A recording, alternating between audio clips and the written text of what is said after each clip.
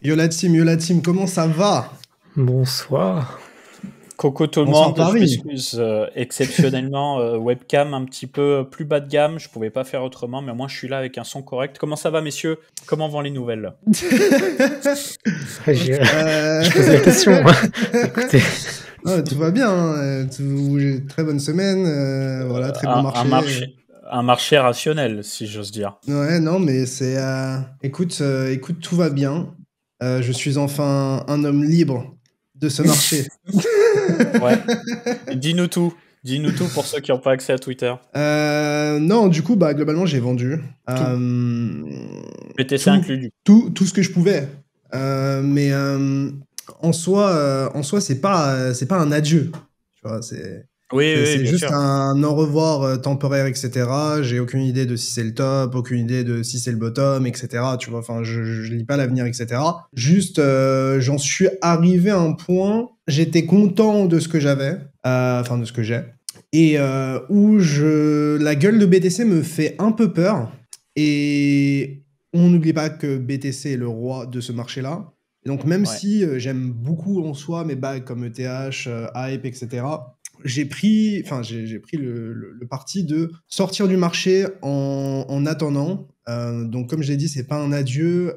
Et encore une fois, si on monte de la force, s'il y a des choses positives, etc., je peux il n'y a aucun souci, tu vois. Enfin, encore une fois, l'objectif, c'est pas de dire je me casse de cet écosystème, au revoir, ciao, etc. Mais voilà, je trouve qu'on n'a pas réagi positivement à des news qui étaient positives. Que le marché est relativement faible. Et que mes attentes en soi sont... Enfin, en fait, je me pose la question de si on n'est pas dans un range qui va se prolonger sur BTC ou si on va pas se taper une correction. Et dans les deux cas, je me vois mal être full exposé au marché. J'aurais pu sortir l'argument de je vais prendre des profits partiellement. Et en soi, techniquement, c'est ce que je préconise. Mais c'est juste que imaginons, je sors la moitié. Les rendements que je vais faire sur la moitié m'intéressent peu pour le stress, le temps et l'attention que ça va me demander. Et du coup, en gros, par défaut, je sors et je vais attendre de voir ce qui se passe. Si jamais on a un dip, je serais très content. Ça me donnera l'occasion de l'acheter si jamais je suis intéressé. Et si jamais on pump, tu vois, pour moi, tant qu'on sort pas du range sur BTC à la hausse, ça me donne quand même du temps pour re-rentrer si jamais il y a des changements ou si jamais ma conviction devient plus forte, etc. Mais ouais. Je trouve qu'on a eu une sorte de... Enfin, on a beaucoup de choses qui sont accumulées, mais on en parlait en off avec Egri. Et en soi, tu peux faire l'argument que le marché est bullish et tu peux faire aussi... tu peux mettre aussi en avant que le marché est bearish d'une certaine manière.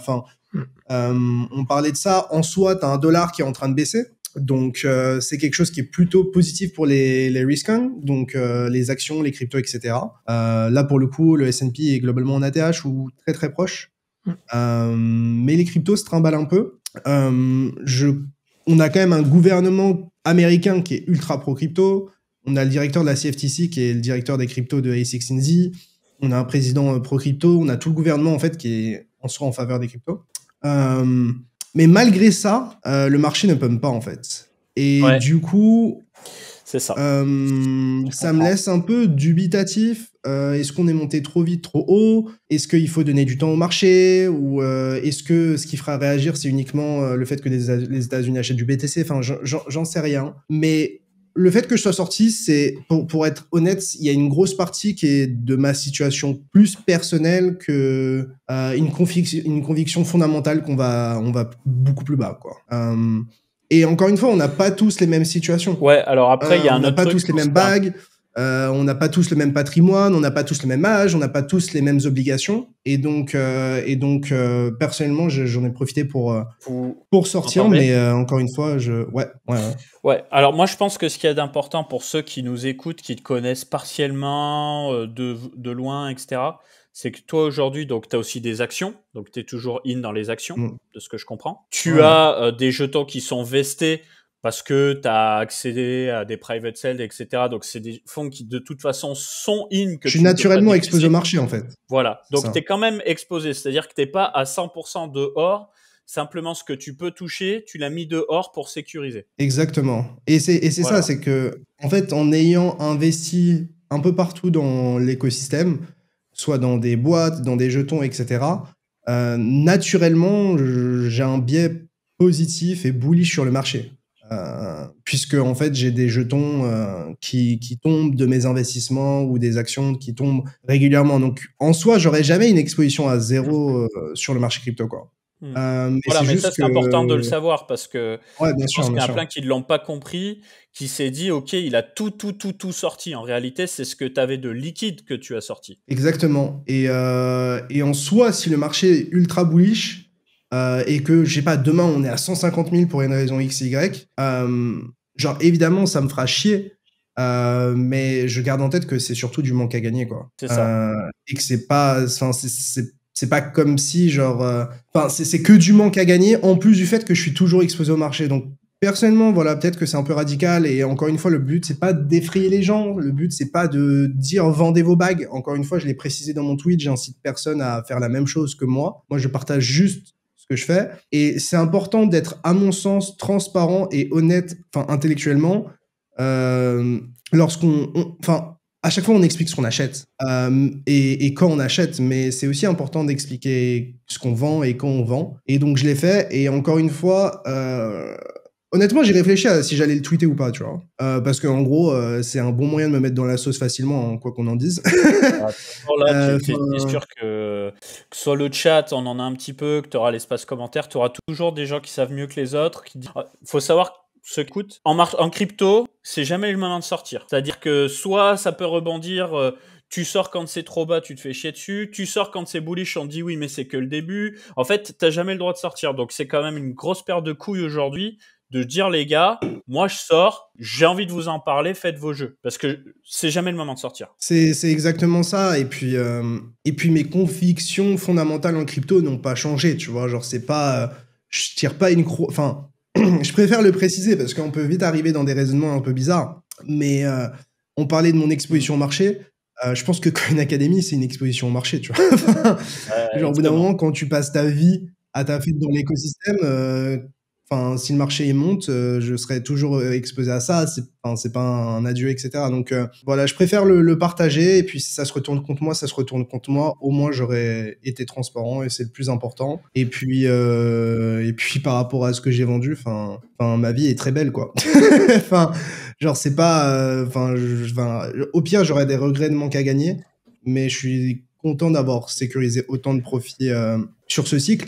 Surtout que n'oublions pas, j'étais bullish de zinzin, mais de fou furieux sur BTC quand on était à 15, 20, 30, 40, 50, 60, 70K, même jusqu'à 100K, j'étais bullish, tu vois. Donc ça fait depuis genre un bon moment que je suis extrêmement bullish, que j'étais très BTC, ce qui a payé dans le marché, tu vois, ce cycle-là, que j'ai collatéralisé mes positions longues en BTC, ce qui m'a payé encore plus. Donc, c'est pas comme si, voilà, enfin, globalement, quand j'ouvre la charte de BTC et que je regarde à quel moment j'étais bullish, à quel moment j'ai acheté et maintenant, je me dis que dans tous les cas, enfin, voilà, on a vu pire, quoi. Et honnêtement aussi, j'ai pas trop l'habitude de faire de ce genre de tweet ou d'annonce, tu vois. Je crois que la dernière fois, c'était au top, ou l'avant-dernier top de BTC, le dernier cycle. Je suis pas en train de dire que c'est la même chose. Mais Autour des 60 000, c'est ça? Quand on était monté à 69 000 max, tu avais dit que tu étais sorti. Mais encore une fois, ça veut aucunement dire que c'est le top et je pense sincèrement que c'est pas le top. Mais c'est juste que, voilà, je préfère. Non, mais en vrai, te justifie pas. Te Non, mais justifie pas le parce raisonnement. que, ouais, de toute façon, entre parenthèses, tu as une chance sur deux d'avoir raison. Et là où moi, je trouve que c'est vraiment bien ce que tu fais, quelle que soit l'issue, c'est que c'est pas quand le marché il est dans le rouge sang que tu fais un tweet en moi je suis sorti la queue entre les jambes. Là, tu vois, t'as le marché, bon, il y a des alts qui baissent et tout. Sol est à 180 balles, Ether il a plus de 2500, BTC il est autour des 100 000. Le marché il est pas en miettes, tu vois. Donc on peut pas te dire ouais t'as perdu tes couilles. C'est juste que t'as pris une décision que tu considères la bonne. Et moi je te dis chapeau. Moi j'ai vu ce que t'as dit, bah j'en ai profité pour m'asseoir sur 5% de mon capital en stablecoin, juste histoire de dire, en me disant que bah si ça descend, et bah j'ai 5% de liquidité pour acheter plus bas. Et si ça monte, bah mon portfolio global il monte. Donc en fait ça me va. Et est-ce que c'est pas là ce qu'il faudrait que les gens retiennent? Parce que on dit je suis sorti à 100% du marché, tu es en train de dire j'ai 5% de capital ou j'ai préféré prendre des liquidités, mais est-ce qu'au final, c'est pas parce que les gens ils sont full in sur le marché, ils sont en mode j'ai trop envie que ça monte parce qu'ils n'ont pas fait assez de gains, parce qu'ils ont mal vendu, mal acheté, etc., qui sont en train de dire non, mais voilà, bottom signal, machin, parce que la croyance c'est dire que ça monte. Et attention, je suis le premier à dire qu'on a d'excellents catalyseurs pour dire qu'on va continuer de monter. La question qui se On n'est pose pas à maintenant. 100% du même avis, c'est vrai, Thomas. C'est ça, pour moi, pour ceux qui n'ont peut-être pas vu, j'ai sorti un article sur X qui a fait beaucoup de vues et les gens ont beaucoup apprécié. Ce que je dis, c'est qu'en gros, on a, et on pourrait peut-être y revenir un peu dans le détail, mais ce que je dis, c'est qu'on a d'excellents catalyseurs en termes de liquidité qui pourraient arriver sur les marchés financiers, ce qui justifie pour moi l'impact sur le fait que les cryptos monteront. Et encore une fois, l'idée, c'est pas de dire qu'il faut être bullish à outrance, bearish à outrance. Moi-même, j'ai toujours du stable de côté, que j'ai vendu quand on est tourné justement à 102 000 $ sur Bitcoin sur le gros rebond après la liquidation. Moi, je me suis dit, ok, j'ai fait la même chose que Picsou, j'étais en mode, à ce moment-là, qu'est-ce que j'attends du marché? Je n'en sais rien. Je vais sortir des trucs, j'ai réduit mes expositions à des alts, parce que ça, je sais pas, j'aime pas l'ambiance de marché, j'ai besoin de réfléchir, prendre le temps. J'ai sorti mon article où justement je reviens sur les catalyseurs et le pourquoi est-ce que ça me semble pertinent d'être exposé maintenant. Je ne suis pas exposé à 100%, et pareil, il ne faut pas s'exposer à n'importe quoi, n'importe comment, c'est pas parce que vous allez acheter le premier altcoin qui vient que vous allez faire des gains, c'est toujours la même histoire. Maintenant, est-ce que la bonne solution, c'est pas juste de prendre le temps, de se dire, ok, je vais sécuriser soit des gains, peut-être prendre des pertes, prendre de la liquidité, et ne pas rester exposé à 100% maintenant, parce que les arguments de Léo qui sont énoncés sont pertinents. Le fait que le marché aujourd'hui manque de force, ce qui est vrai, les catalyseurs positifs ne sont pas rachetés, c'est vrai. Maintenant, ça dépend aussi de ce que vous voulez. Il y a des gens qui disent on est dans la situation de mars 2024. Peut-être, ou on est peut-être en août 2024, enfin j'en sais rien, là, dans quelle situation on est. Pour moi, je pense que dans l'année, on ira plus haut, mais par contre, ce qui se passe avant, ça peut vous sortir complètement d'un marché. Si vous reprenez moins 30% maintenant parce que BTC continue à chop à 85, 75 000, ça ne voudra pas dire qu'on se fera baissier sur Bitcoin, loin de là, c'est on-chain, etc. Il y a d'excellents analystes qui vous diront que les supports tiennent toujours. Par contre, vous allez prendre cher et que après les gains seront plus difficiles et que si vous n'avez pas de liquidité, c'est compliqué aussi. C'est tout un mélange. Moi, le marché il m'a fatigué aussi, honnêtement. Enfin, entre le meme coin le meme coin de Trump, le meme coin de Milley, le meme coin du président de Centrafrique, de Sisi, les rugs à outrance, en soi les ETF on les a eu, en soi le gouvernement pro crypto on l'a eu. On a eu beaucoup de choses en fait et après ça veut pas dire et surtout et la vidéo de Squeezie, enfin bref il y a pas mal. Enfin, encore une fois, enfin, il y a plein de gens qui disent oui, mais de toute façon, c'est les Français, on s'en bat les couilles. Enfin, c'est juste un symptôme. C'est pas une raison de pourquoi, je sais pas, ça dump ou ça dumperait ou peu importe. Mais le cumul de toutes ces choses-là, etc., plus le manque de force sur le prix, je me dis bah voilà, je prends des profits et puis voilà. Est-ce que si j'avais fait moins de profits ce cycle, est-ce que je serais sorti? En vrai, c'est discutable, honnêtement. Peut-être pas. Moi, dans tous les cas, ce que je vous expliquais, c'est que si on perdait les 90K sur BTC en clôture, j'avais pas trop envie de rester dans le marché. Mais voilà, le problème, c'est que, je sais pas. En fait, pour moi, sur BTC, on est vraiment arrivé à un point d'inflexion qui est assez important. Et j'ai vraiment envie que ce niveau tienne, honnêtement. Ouais. En fait, de toute façon, le calcul, il est simple. Je vais parler pour moi, et je pense que c'est un peu pareil pour toi, Picsou. Si ça chute, t'es safe. Moi, si ça chute, je préfère avoir des liquidités parce que je prends la triple peinée. C'est-à-dire que c'est la bouche, les oreilles. Tu vois. C'est en gros, j'ai des fonds en spot que je peux vendre. Là, j'en ai vendu un petit peu. Je pense que je vais en vendre un petit peu plus. J'ai un nombre incalculable de fonds qui sont bloqués parce que j'ai investi dans des pré-sales. J'ai un média qui est Coin Academy où on va pas se mentir, les gars. Quand c'est bullish, les gars nous courent après pour nous sponsoriser. Quand ça pue des fesses, au début, ça va. Quand ça pue vachement des fesses, comme c'était le cas on va dire 2023-2024, c'était la guerre. C'était la guerre pour choper des contrats, laisser tomber. Bon, du coup, nous, ce qui nous tue pas nous rend plus fort, on s'est renforcé. Mais à un moment donné, quand tu fais vraiment l'addition de tout, nous, on est vraiment on a la peau collée au marché, quoi. Explosé, en fait. C'est genre notre vie, littéralement. J'ai rien en banque. j'ai rien en banque, j'ai tout en crypto, tout mon business il est en crypto, je suis cul et chemise avec les cryptos, et en fait, l'expérience fait que ça sert à rien de se dire ouais, si que le précédent j'avais plus, ou j'aurais dû faire ci, j'aurais dû faire ça. Simplement, tu protèges ton capital, voilà.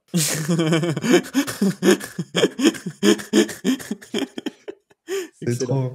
Est-ce que dans le chat, vous pouvez nous dire à quel point vous êtes exposé au marché? Juste pour... c'est de la curiosité. Encore une fois, peu importe ce qui se passe, je ne jugerai personne. C'est pas... Enfin, avoir vendu ne me rend pas meilleur ou moins bon. Mais je suis vraiment curieux de voir ce que les gens disent dans le chat. Voilà. 150%, 100%, 100%, 90%... 100. All-in. Je me permets. Force à ceux qui ont des stables. Je vous vois, je vous lis. Voilà, ça sera pour YouTube. Je pensais pas que c'était aussi prononcé. Mais en fait, c'est tout le temps. Après, oui, mais... toute l'année. Et encore une fois, mais c'est pareil, parce que là, nous, Léo, et on est en train de dire qu'il y a peut-être des signes qui sont avant-coureurs d'une correction qui peut durer, etc. Encore une fois, si vous voulez des vendeurs d'opium qui vous disent à longueur de journée que c'est bullish et qu'on monte dans tous les cas, et vous inquiétez pas, vous allez faire un max d'argent, vous en trouverez. On en a vendu de l'opium, hein, on va pas se mentir. Hein. Mais bien sûr, mais s'il y a des gens à qui vous préférez aller écouter maintenant, qui vous disent que ça va monter pour X ou Y argument, vous allez en trouver, c'est pas le problème. Mais ça se trouve, ça va monter, hein.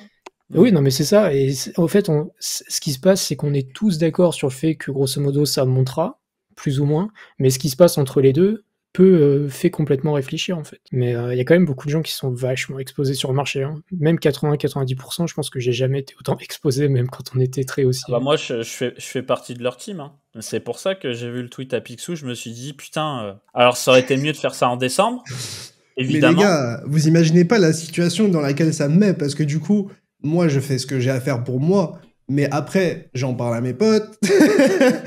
Du coup, genre, ça me met en porte-à-faux si ça se passe mal. Ensuite, pour être transparent, j'en parle sur Discord, j'en parle sur Twitter. Les gars, genre, c'est vraiment une dose... enfin... Pas vraiment, je pense, parce que toi, tu dis je sors de beaucoup. On n'a pas le pourcentage, mais on imagine que c'est beaucoup. Là, l'idée, c'est peut-être se dire, bon, bah, aujourd'hui, vous êtes peut-être à 100, et demain, putain, Corsica 2A, il me déteste. Hein. J'ai envie de le 1v1. Non, mais depuis tout à l'heure, il est sur mes côtes, le Kouz. Putain, c'est terrifiant. Qu'est-ce que je disais? Putain, j'ai perdu mes propos à cause de Corsica 2A.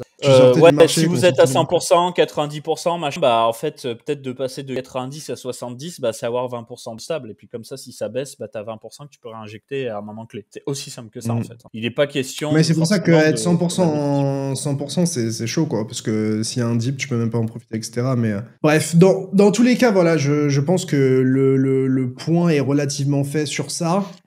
J'espère que c'est relativement clair. Il y a des raisons rationnelles, puis il y a aussi un peu d'instinct, on va pas se mentir. Et je fais confiance à mon instinct aussi. Puisqu'il m'a plutôt bien payé jusque-là, donc on va le respecter. Messieurs, je crois qu'on a pas mal de choses à se dire. Cette semaine, on a eu beaucoup d'actu. Je sais pas si tu veux que je partage mon écran, que tu partages ton écran, Capet, tu me dis. Je veux bien que tu partages pour éviter des bizarreries. Je pourrais commenter sans problème. Mais c'est juste que là, je truste pas trop la 5G. Voilà. T'inquiète. Alors, hop, j'ai partagé mon écran. Bam. Ok. Parfait. Vous voyez mon écran? Ok. Alors déjà, j'aimerais commencer avec cette affaire qui est complètement folle. Pour ceux que ça intéresse, je vous mets le lien dans le chat. La vidéo est vraiment bien. Donc en fait, ce qui s'est passé, c'est que on a eu le président de l'Argentine qui a lancé son meme coin. Pour lancer ce meme coin, il a fait appel à des gens, notamment la personne qui est interviewée dans cette vidéo-là. Lui, pour le coup, c'est un podcasteur, enquêteur, etc. C'est pas la personne en question, qu'on soit clair. Ouais. Et du coup, on a une conversation d'1 heure où, bah, justement, cette personne est interviewée et l'intervieweur est absolument choqué de ce qu'il entend. Alors, je trouve ça déjà bien qu'on ait eu 1 heure de conversation partagée dans le sens où, bah, en fait, il n'y a pas de cut et c'est vraiment la pensée du gars. Mais pour vous expliquer, en gros, le gars qui a aidé le président de l'Argentine à créer le meme coin, donc le meme coin Libra, il a aussi créé le meme coin Melania, pour ceux qui ne savent pas. Et en fait, le problème, en tout cas, ce qui est reproché actuellement, c'est que, bah, en fait, le jeton a pump énormément, ils ont mis de la liquidité, ils ont pris énormément en frais, et de ce que j'ai compris, après le lancement du token Trump, qui n'a rien à voir avec eux, en fait, ils se sont dit qu'il y avait trop d'argent à faire à sniper, et du coup, globalement, ils expliquent que ils ont snipé les projets qu'ils ont lancés. Et donc, que les mecs qui ont lancé le token Libra et Melania ont cash out pour 100 millions, au moins en tout cas sur Libra. Et du coup, en fait, le truc, c'est que lui, ce gars-là, entre grands guillemets, je reprends les propos, il était au service de Milei pour lancer le meme coin, donc le président de l'Argentine. Sauf que le président de l'Argentine s'est lui-même rétracté et maintenant refuse de discuter avec eux. Sauf que, en soi, je défends pas l'éthique, mais globalement, quand t'es un prestataire technique du président de l'Argentine et qui te répond plus et que t'as 100 M dans le wallet et que t'as des gens qui ont envie de te tuer, c'est relou, quoi. Non, mais c'est lunaire. C'est lunaire. Ouais. C'est lunaire parce qu'il y a beaucoup de parties. On se rend compte qu'il y a des. En fait, c'est horrible parce que ça fait plusieurs jours qu'on suit ça et t'as plein de nouvelles infos qui reviennent et à chaque fois on parle au conditionnel parce qu'on pense comprendre ce qui se passe et on découvre des nouveaux trucs qui remettent un peu tout en question. Ce qu'on sait, c'est que Milei, il a effectivement promu sur son compte Twitter un coin qui à la base devait être un coin pour soutenir l'économie d'Argentine et pas un meme coin, cependant. Il voulait rajouter de l'utilité, c'est ça. Askip. Voilà, Askip.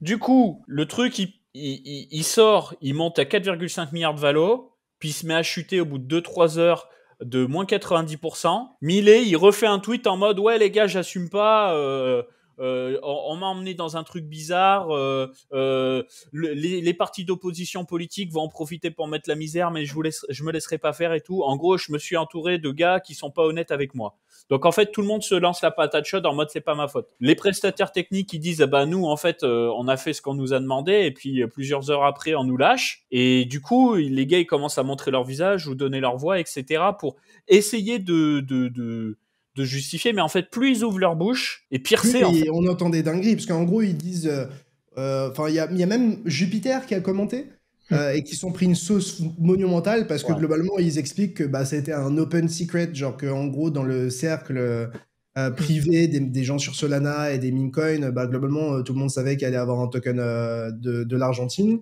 et il y a des choses qui sont assez discutables dans le discours de Jupiter. Et puis en fait là ce qui est assez fou c'est que ça prend des proportions de fou parce que déjà on parle d'une team qui a extrait 100 millions de dollars. Donc, on a l'habitude de dire des milliards, des ci, des ça, mais là, il faut se rendre compte que 100 millions, les gars, c'est quand même énormément d'argent. Et ensuite, ce qui se passe, c'est que là, la bourse d'Argentine a ouvert à moins 6%. Et on parle de tentative de destitution de Milei. Alors, est-ce que ça se fera ou pas ? Je pense que ça se fera pas. Mais je pense que ça le met dans une sauce qui est assez énorme parce que quand tu as les marchés financiers de ton pays qui réagissent aussi mal, c'est que fondamentalement, c'est très important, quoi. Non, mais la Banque centrale, les partis d'opposition, c'est une folie. Mais le pire, c'est que juste avant ce live, et d'habitude on fait le live le dimanche, là c'est le lundi, on a Milei qui retweet un tweet d'un gars qui explique comment acheter le meme. C'est-à-dire qu'épisode 1, il nous sort une crypto-monnaie. C'est trop une dinguerie. Et il nous dit, non mais écoutez bien, il nous dit, c'est censé soutenir l'Argentine. On parle d'un président démocratiquement élu. Ensuite, plusieurs heures après, il lâche le truc comme une merde en mode ouais, je me suis fait niquer la gueule, fuck les opposants et tout. Et quelques jours après, il retweet un gars qui en fait la promotion. Donc, ce qui annule tout ce qu'il a dit jusque-là, en fait. Donc, le mec retourne sa veste, c'est atroce. Et il dit ne pas répondre, enfin, en tout cas, le mec qui a lancé le token, qui était le prestataire technique, il dit ne plus avoir aucun contact, plus de réponse de la team de Milei. Ouais. Donc, voilà. Et aussi, il y a eu d'autres choses, mais en gros, il y a Dave Portnoy, qui est un gros mec aux US, etc., qui a fait un gros investissement, qui a perdu de l'oseille. Et du coup, le prestataire technique du token l'a remboursé de son argent perso. Sauf que le wallet qui lui a remboursé de son argent perso, peut-être pour étouffer l'affaire, il est aussi en lien avec des wallets de la team, en fait. Donc voilà, donc c'est gravissime ce qu'on voit. C'est un gros bordel. Et alors attendez, je vais ouvrir les tweets. Mais ce qu'il faut retenir, c'est pas est-ce que c'est pas le dernier épisode final de la saga des meme coins en vrai. Parce que Là, c'est parce qu'en vraiment vrai, ça a des là, gros impacts sur Solana. parce là, en que ce moment. là, ça a vraiment pour moi, genre là, de ce que j'ai vu sur Solana, tout le monde prend. Genre, Tolly prend, les gens de Solana prennent parce qu'ils sont en mode, bah les gars, vous avez vu, vous avez mis en valeur la REV, les Jito Tips, etc. Bah regardez maintenant les mêmes coins, machin, vous êtes bien contents et vous avez vu ce que ça fait, nanana. Les teams de Meteora, les teams de Jupiter qui en prennent plein la gueule. On se rend compte que, enfin, de toute façon, tout le monde le savait déjà, mais les mêmes coins, c'est évidemment que des délits d'initiés. Et en fait, il y a un moment où on se rend compte qu'il y a que ça. Donc, où est-ce qu'on va à partir de maintenant? J'en sais rien. Mais par contre, tout le monde en prend pour son grade. Et franchement, est-ce que ce serait pas le moment où collectivement on se dit que on arrête? J'en sais Arrêtez cette rien. merde. Mais enfin là, c'est juste trop. Franchement, l'interview du gars là de J'ai Cofizilla, regardé en elle est entière. vraiment. Elle est vraiment Elle est bien. vraiment incroyable, je l'ai vue en entière. Le gars qui raconte aussi, du coup, le prestataire technique, il est complètement lunaire. Il dit en mode, on a snipe les tokens, genre on a acheté toute la supply avant tout le monde pour éviter que les autres le fassent. Bref, écoutez l'interview, elle est lunaire et ça vous apprend vraiment, vraiment beaucoup de choses sur toute cette folie. Et Je vous l'ai remis dans le chat, si jamais. c'est grave. Très, très. J'ai une question pour vous, messieurs, et puis pour le chat aussi. Alors d'habitude, je suis pas du genre à laisser les petits FUD impacter, mais pour vous, est-ce que ça va faire des gros dégâts à Solana et son écosystème? Moi, je pense que oui, parce que là, en gros, il commence à y avoir une narrative qui se met en place de, bah, en fait, Solana, c'est une putain de chaîne d'insiders où on fait qu'extraire l'argent du retail avec des putains de scams qu'on appelle des meme coins et qui sont poussés par un pump.fun qui délivre un service et qui, derrière, en plus, prend tous les profits et les sort de l'écosystème crypto. Donc, en fait, au bout d'un moment, on a un peu l'impression que, genre, évidemment, c'est un marché libre. Et en vrai, quand tu achètes un meme coin, en vrai, tu sais à quoi t'attendre. Le moment te faire rect, ou aller to the moon. Et c'est pour ça que, en fait, le truc, c'est qu'on est arrivé dans un monde où, vu qu'il n'y a pas eu d'alcohol in season et que BTC était très fort, les gens essayent de se refaire, essayent de gamble encore plus. Et en fait, ça les mène dans un engrenage qui fait que, bah, en fait, ils se mettent dans des trucs qui ne valent rien, des trucs ultra risqués, et puis derrière, ils se font rec par un président au passage. Donc, c'est assez fou. Moi, je pense que fondamentalement, ça a un gros impact sur la narrative de Solana. Après, d'un point de vue technique, etc., ça ne change rien, quoi. Enfin, c'est genre là, en soi, Solana est neutre. Les gens décident ce qu'ils en font. bien quoi. sûr. Donc, bien sûr. mais je pense que les gens sont fatigués, en fait. Et on a un peu l'impression que Solana, c'est vraiment la chaîne pour extraire un maximum de valeur du retail. Et voilà. Alors après, est-ce que les gens arrêteront de spéculer? Non. Et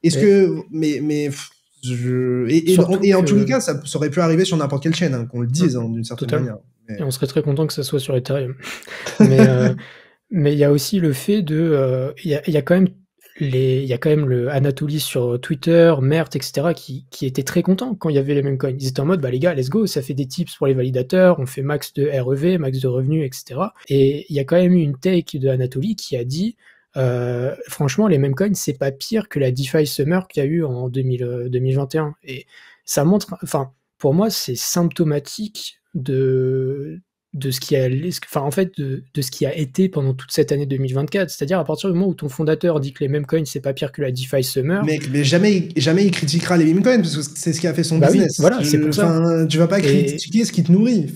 Alors moi, je me fais l'avocat du diable. Le fait qu'il l'ait mis au centre, pour moi, c'est problématique parce que c'était la porte ouverte. Et on voit Sisi sucer derrière. Sisi qui lance son brocoli. Enfin bref, on en reparlera après, mais c'est catastrophique là, l'état de l'écosystème. Hein. Ouais. Bah en fait, je me fais l'avocat du diable, mais je mets ma pettique casquette communiste, voilà, anticapitaliste vite fait. En fait, on s'est tellement habitué à se dire de toute façon c'est un marché libre, les gens se prennent l'argent dans les poches les uns les autres que, tu vois, en fait, je pense qu'Anatoly, il s'est dit, je suis pas mon premier FUD, je suis pas mon dernier FUD sur Solana, de toute façon, des porcheries, il s'en est passé avant sur Ethereum, on leur a pas cassé les couilles.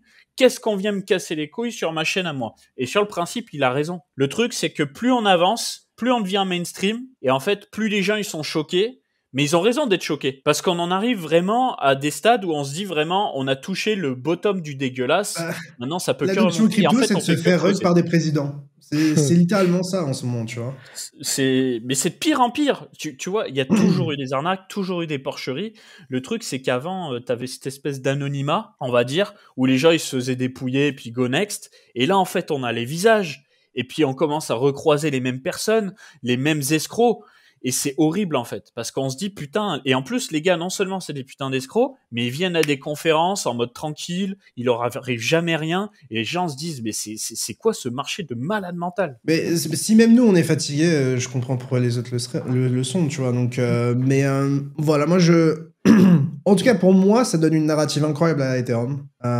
Et pour revenir sur l'histoire du DeFi Summer, je suis pas sûr que les meme coins aient amené beaucoup d'innovation par rapport au DeFi Summer. C'est ce que j'ai pas répondu, c'est ce que je voulais mettre sous le tweet de Tolly, je l'ai pas fait au final, mais c'est exactement les remarques que les gens ont fait de manière générale. C'est en mode la DeFi Summer, oui, il y avait des scams, il y a toujours eu des scams en crypto et il y aura toujours des scams parce que c'est trop libre pour qu'il n'y en ait pas. Par contre, est-ce que les meme coins ont apporté quelque chose? Bon, la DeFi Summer a donné une carrière en partie à notre industrie et après à Solana, parce que sur Solana, il y a plein de choses qui découlent des innovations DeFi qui ont été faites pendant le DeFi Summer, à ma connaissance. Peut-être que je me trompe, hein, mais c'est la sensation que j'ai, quoi. Donc voilà, en tout cas, ultime shit show. Voilà, je vous parlais du remboursement. On en a parlé sur Coin Academy. La baisse de l'indice boursier. Alors apparemment, de ce que disait Boubou dans le chat, c'était déjà baissier. Voilà, donc peut-être que ça n'a rien à voir. Mais voilà, bénéfice du doute. Donc news assez folle. Et puis, on enchaîne sur une autre news que je trouve assez intéressante, c'est, d'après les estimations du founder de DeFi Lama, on l'a pas cité, ah bah il est là, voilà. Mais d'après les estimations du founder de DeFi Lama, que vous utilisez sûrement et qui est un très bon outil, même s'il ne reporte pas tout parfaitement, notamment sur Hyperliquid, mais on n'en parlera pas, entre 3,6 et 6,6 milliards de dollars auraient été retirés du marché via les frais et pertes de traders de Memecoin. En comparaison, la totalité des frais plus royalties payés par les utilisateurs d'OpenSea s'élève à 2,8 milliards. Donc, on est sur quelque chose de costaud. Ce qui n'a pas été trop mentionné, enfin, ce qui est implicite, c'est que PumpFun, globalement, c'est une machine à cash out de l'argent de l'écosystème. Alors après, qui sommes-nous pour juger d'une certaine manière? Quand tu délivres un service et que tu fais des frais, enfin, ils choisissent qu'ils font, mais on devrait aussi, du coup, encourager des comportements ou des dApps qui gardent de l'argent on-chain et qui ne le retirent pas off-chain instantanément, quoi. Enfin, AAV, Guard to on-chain. Il y a plein de protocoles qui font les choses bien, qui gardent to on-chain et qui se taillent pas avec l'oseille à la première opportunité. Mais après, voilà, je comprends les gars qui ont fait PumpFun, mais quand on aime notre écosystème, je pense qu'on doit se positionner par rapport à ça. Ce qui nous a amené aussi derrière à des...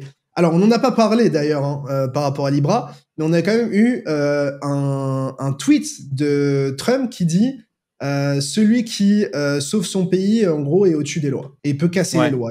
C'était une citation de Napoléon, je crois. Mais ouais. Exactement. Et est-ce que ça fait une référence à ça directement? Ça en a l'air quand même. Je sais pas, mais ça me terrifie. Le timing est assez fou. Du coup, tu te dis, Trump il a lancé son memecoin, du coup, il est en mode, voilà, plutôt que de me faire attaquer, je vais défendre le homie Milei. Comme ça, s'il sort sa sauce, moi, j'aurais pas de sauce. Non, je sais pas. Qui fait ça chaque jour me rend un petit peu plus communiste que le précédent. Mais tu sais que la folie, et ça on n'en a pas parlé, mais ils en parlent dans l'interview de CoffeeZilla avec le gars derrière le token Libra. Ils expliquaient que apparemment, Askip, c'est lui la source, mais Askip, les gens au CryptoBall, ou en tout cas certaines personnes au CryptoBall ou avant le CryptoBall, auraient pu acheter du token Trump à moins de 500 millions de FDV ou de market cap. Enfin, il dit juste 500 millions. Ouais, le bal où il y avait Trump. Et c'est ce soir-là où il a lancé son token. Trump. Ouais. Donc, Askip. Après, voilà, est-ce qu'on peut faire confiance à quelqu'un comme ça? Je sais pas. Mais voilà, c'est une information intéressante. Et donc, pour rebondir sur toutes ces déclarations, donc, apparemment, les memecoins seraient en dehors de la juridiction de la SEC, selon la présidente de la Crypto Task Force, Esther Pierce. Voilà, globalement, on dit, faites ce que vous voulez, les gars. C'est ça. Alors, en fait, ce qui est d'assez marrant et terrifiant, en sortant de Bitcoin, le marché des altcoins, on se dit... C'est là un peu la zone de non-droit où on veut pas que les gouvernements nous cassent les pieds, que les régulateurs nous cassent les pieds, etc. Donc du coup, on a eu les ICO qui en fait ont servi à plein de projets de lever de l'argent sans passer par le marché boursier, par simplicité, soit pour carrément en fait faire des escroqueries. Ensuite, les ICO, ça a été régulé. Ensuite, on a eu le cycle des NFT, où ça a été la zone de non-droit, les NFT, pendant tout 2021-2022. Puis les NFT ont commencé à être dans le viseur des régulateurs, même si ça reste assez flou. Et donc, aujourd'hui, c'est le memecoin. Et en fait, t'as presque l'impression qu'à chaque cycle, il faut qu'on invente une nouvelle catégorie d'actifs avec une zone de non-droit pour qu'à chaque fois, il s'y passe les pires atrocités. Donc, la prochaine fois, ce sera quoi, en fait? C'est ça la question. Après, les ICO, en soi, en fait, c'est un peu comme tout, tu vois. J'ai vu un message dans le chat qui m'a un peu frappé, qui dit « Mais Mourad résume extrêmement bien les meme coins, la culture, le communautarisme. Les gens s'en branlent des white papers compliqués. On veut du fun. Avant, c'était les NFT, et vraiment, c'était cool. Et ensuite, les meme coins, et maintenant quoi? On veut juste vibrer. » Bah, genre, pour moi, le problème, c'est pas le sous-jacent technique, c'est ce qu'on en fait, en fait. Les meme coins, enfin, tu vois, sur les meme coins de Mourad, entre guillemets, S&P 6900, GigaChad, etc., les mecs qui ont fait ces meme coins, ils ont rug personne. Hein. Ils ont fait un truc qui était relativement fair, communautaire, genre, enfin, déjà fair. Enfin, rien n'est totalement fair, évidemment. Mais le meme coin de Trump n'est sûrement pas fair. Enfin, ça dépend, parce qu'en soi, apparemment, tout le monde a pu l'acheter au lancement, voilà, mais là, on nous dit qu'on aurait pu acheter sub 500 millions d'un côté, donc je sais pas, mais le token de Milei aussi, avec Full Insider, est-ce que c'est fair? Est-ce que c'est une vraie communauté qui se bâtit derrière? Donc, en soi, pour moi, ce que fait Mourad avec les meme coins, c'est beaucoup plus honorable parce que c'est très assumé et surtout, t'as des avantages que t'as pas sur les meme coins présidentiels d'une certaine manière. Enfin, genre globalement, si le token va à zéro, c'est la communauté qui dump. Alors que sur le token de Trump ou le token de Milei, etc., c'est probablement que c'est des big insiders ou le président lui-même via sa team qui dump, quoi. Donc, ouais, alors, je suis d'accord, mais en fait, moi, ce que je mettais en évidence, c'est pas ça. C'est plutôt, on crée des nouvelles catégories d'actifs parce que justement, ça crée des flous juridiques où on peut y faire les pires cochonneries et limiter à un maximum les responsabilités au cas où ça part en couille. Parce que là, ce que je crains, tu vois, c'est qu'on a vu Milei et son entourage. Le rationnel et la logique voudraient que tout le monde se fasse défourailler, tu vois. Que là, il y ait justice soit faite et que les gars se fassent cabosser. Mais on est tellement sur un truc complexe techniquement et flou juridiquement que si ça se trouve, tout le monde va bien s'en sortir. Et que si du départ, ça a été pensé comme ça, c'est parce qu'ils savaient d'avance. De quoi? Crime season. Crime season. Crime cycle, même. Donc, mais je vois, mais par exemple, les ICO, en soi, t'en parlais, mais c'est un bon moyen technique de lever des fonds, c'est juste que des gens en ont fait n'importe quoi. Faut pas oublier que AAV, ça vient d'une ICO. Aujourd'hui, AAV, c'est un des protocoles les plus utilisés et même les plus utiles en crypto, tu vois. Donc, encore une fois, c'est ce qu'on en fait. C'est pas vraiment le support technique. Et les NFT, c'était la même chose. Il y a des choses brillantes, des choses incroyables. Mais après, les gens qui font des pépés de singes en copiant d'autres, sans rien derrière, etc., ça a forcément mené à des dérives et une hyper spéculation jusqu'à avec tout le monde, quoi. Donc, mais ouais. Donc, on a eu Solana et Pumpfun, etc. Alors, voilà. Et aussi, on a eu... Alors, attendez, donnez-moi un instant. J'essaye d'ouvrir cette putain de page, voilà. Et alors, attends, le temps que tu fasses ça, juste... J'ai pas dit que j'étais pour durcir des régulations, faire des trucs de débile. Hein. Oula, alors, absolument pas, les gars. Moi, si vous voulez... Mais la régulation en Europe, elle nous protège pas. Hein. Non, mais donc, parce que, en fait... Je dis pas qu'elle devrait, mais c'est pas parce qu'il y a de la régulation qu'on est nécessairement protégé. Parce que là, ça fait 50 minutes qu'on est en live, allez, 40 minutes, on n'a fait que critiquer, on n'a pas proposé forcément de solution. Moi, je vous propose une solution, elle est très simple. C'est que quand un projet doit sortir, on sait quand il va sortir, qui le compose. Après, si c'est des pseudos ou des noms-prénoms, ça c'est... on s'en fout. En fait, il faut que l'acheteur, il le sache d'avance, qu'il sache comment ça s'achète, comment répartit le jeton, à quoi sert le jeton, etc. Qu'on n'ait pas cet effet où ça sort en pleine nuit, où on sait pas à quelle heure, on sait pas à quoi ça sert, machin, où toute la foule se rue j'avoue dessus. Que ça, c'est bizarre, tu vois, genre de dire... Je lance le meme coin, genre à un moment random, sans annonce préalable, ça donne vraiment la sensation que t'as très peu de gens qui sont au courant et qui en profitent. Tout est fait pour pousser les gens à penser comme une foule, et donc plus la foule est grosse, plus les gens sont bêtes. C'est les principes fondamentaux de la psychologie des foules. C'est comme ça qu'on a poussé les gens à la guerre pendant toutes les guerres, première guerre, seconde guerre, etc. Et c'est comme ça qu'on simplement. C'est voulu. Donc voilà ma solution. Messieurs, moi j'aimerais juste parler de ça, de te couper capette, mais est-ce que on n'a pas eu le droit à quelque chose d'ultra aberrant de la part de Sisyphe? Enfin, il y avait Poulpe qui avait fait un tweet qui disait peut-être qu'il a oublié son network pendant la nuit, on sait pas, mais enfin, genre putain, mais Sisyphe, genre, mais tout ça pour faire pump ta chaîne de merde, là, dont tout le monde s'en bat les couilles, c'est une dinguerie de faire ça. Enfin, je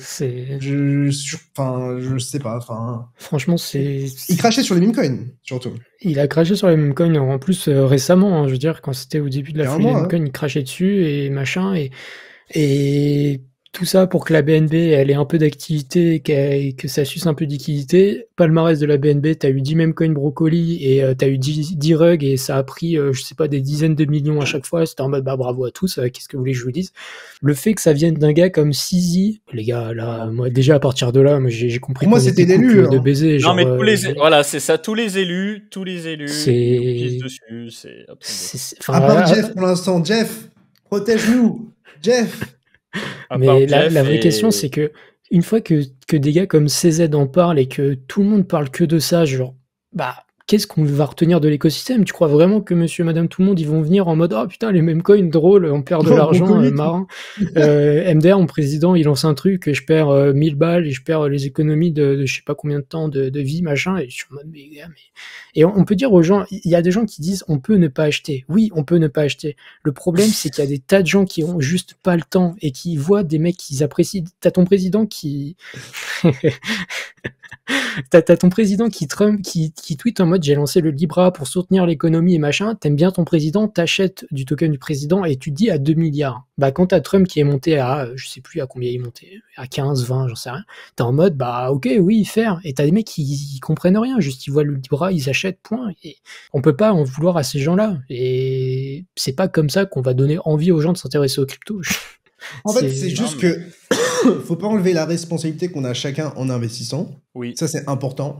Parce que sinon, t'arrives dans des réflexions d'ahurie. Parce qu'à ce moment-là, globalement, t'es comme l'Europe. C'est-à-dire que, genre, le user, il prend tous les risques et si ça se passe mal, il se fait refund. Enfin, et genre, si ça monte, enfin, genre, tu peux pas gagner à tous les coups. Au bout d'un moment, genre, t'es en finance, t'as du risque. Mais je trouve qu'on doit pousser vers des comportements de la part des founders, des builders, des gens qui représentent l'écosystème ou même des personnalités, de pousser à quelque chose de plus fair, quelque chose de plus transparent, de quelque chose qui amène moins au FOMO instantanément. Et c'est exactement ce dont tu parlais, Capet. Alors évidemment, si t'as un truc qui est plus prévu à l'avance, je me dis que bah, tu vas encore plus te faire sniper et genre les gens vont encore plus se faire baiser sur des mèches de fou, etc.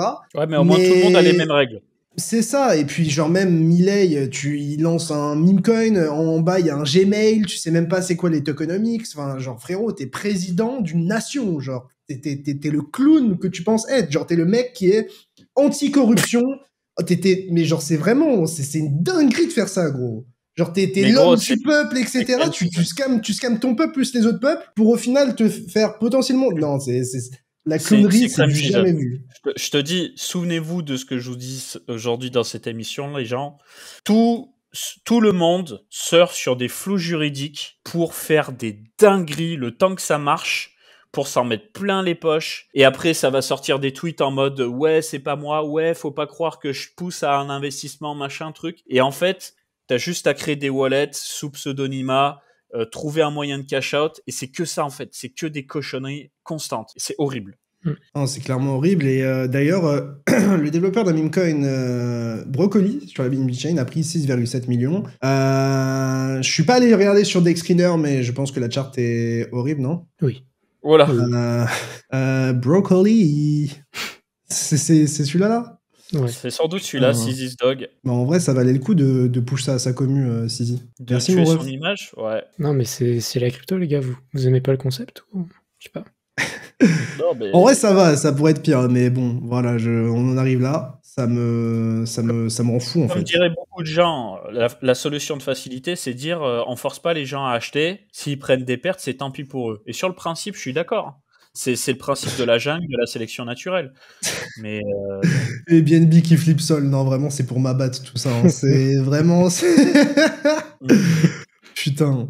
Donc, je m'étais noté ça.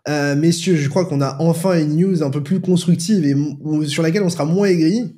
Amen. C'est Hyperliquid qui lance du spot BTC. Dans les DEX, très adoptés avec un bon produit, etc. J'en connais quasiment aucun qui ont ajouté BTC en spot. Et surtout que là, en fait, c'est juste le début. Donc d'ailleurs, je vous mets l'article dans le chat qui est hyper complet, qui a été fait par notre frérot Leroux qui est dans le chat, qui est rédacteur en chef de Coin Academy, qui vous explique tout. Et globalement, ajout de BTC Spot sur HL, mais on va avoir du ETH Spot et du Sol Spot bientôt dessus. Et surtout, ce qu'ils mettent en avant, c'est que ça débloque pas mal de possibilités, notamment le fait que on puisse avoir du cross margin. Donc globalement, utiliser du collatéral BTC, ETH et Sol pour trader. Ça va être assez intéressant. Faire du basis trade on-chain, donc en gros, essayer d'arbitrer les prix. Du delta neutral globalement, où en fait, vous pouvez être long spot sur HL et short sur les dérivés, notamment via les perps, etc. Et ça va débloquer pas mal de trucs. Juste, on va être ultra transparent avec vous, les potes. Tout comme la plateforme HL et le bridge qui permettent d'envoyer des fonds de Arbitrum à Hyperliquid, c'est un 2/3. Donc c'est un multisig 2/3, quoi. Donc il y a des clés qui se font péter, c'est relou. Mais en tout cas, jusqu'à maintenant, l'intégration est plutôt clean et je fais confiance personnellement en Jeff, qui d'ailleurs, je sais pas si vous avez vu, il a gagné, ou il était genre dans le top monde des Olympiades en physique ou en maths, et notamment aux US. Je savais pas ça. Voilà, mais bref, dans tous les cas, je trouve ça assez incroyable que bientôt on puisse avoir des positions perp avec du collatéral BTC on-chain, et ça de manière assez liquide, et je l'espère de plus en plus décentralisée, même si évidemment rien n'est parfait, et c'est pas totalement décentralisé, il faut être clair sur ça. Mais voilà. Donc, bref, le truc sur Jeff par rapport aux Olympiades ou etc., c'est sourcé, etc. Donc ça me donne encore plus d'opium en fait sur ce type. Mais bon, on va faire attention parce que on était aussi attaché à un type qui s'appelait SBF avant et qui nous a bien baisé la gueule. Après, on avait des signaux quand même. De toute façon, les philanthropes, les giga philanthropes, en général. Ouais, les Singapouriens, ils sont chauds. Il est singapourien, Jeff, c'est ça? Non, il est américain, de ce que je comprends. Okay. Il vit à Singapour, maintenant. D'accord. My bad. On a aussi 11 Minuto Stardust, mais on a OpenSea qui dévoile sa version 2.0 et surtout qui annonce l'airdrop de son jeton Sea. Ce qu'il faut retenir, c'est que on aura notamment un airdrop qui sera rétroactif. En globalement, si vous avez eu de l'activité par le passé, y compris pendant la NFT season en 2021-2022, vous serez éligible, de ce que j'ai compris. Et pour lire, donc OpenSea dévoile donc la version 2.0 de sa plateforme avec une réduction des frais à 0,5%, l'intégration de 14 blockchains et un airdrop du jeton Sea destiné aux utilisateurs historiques.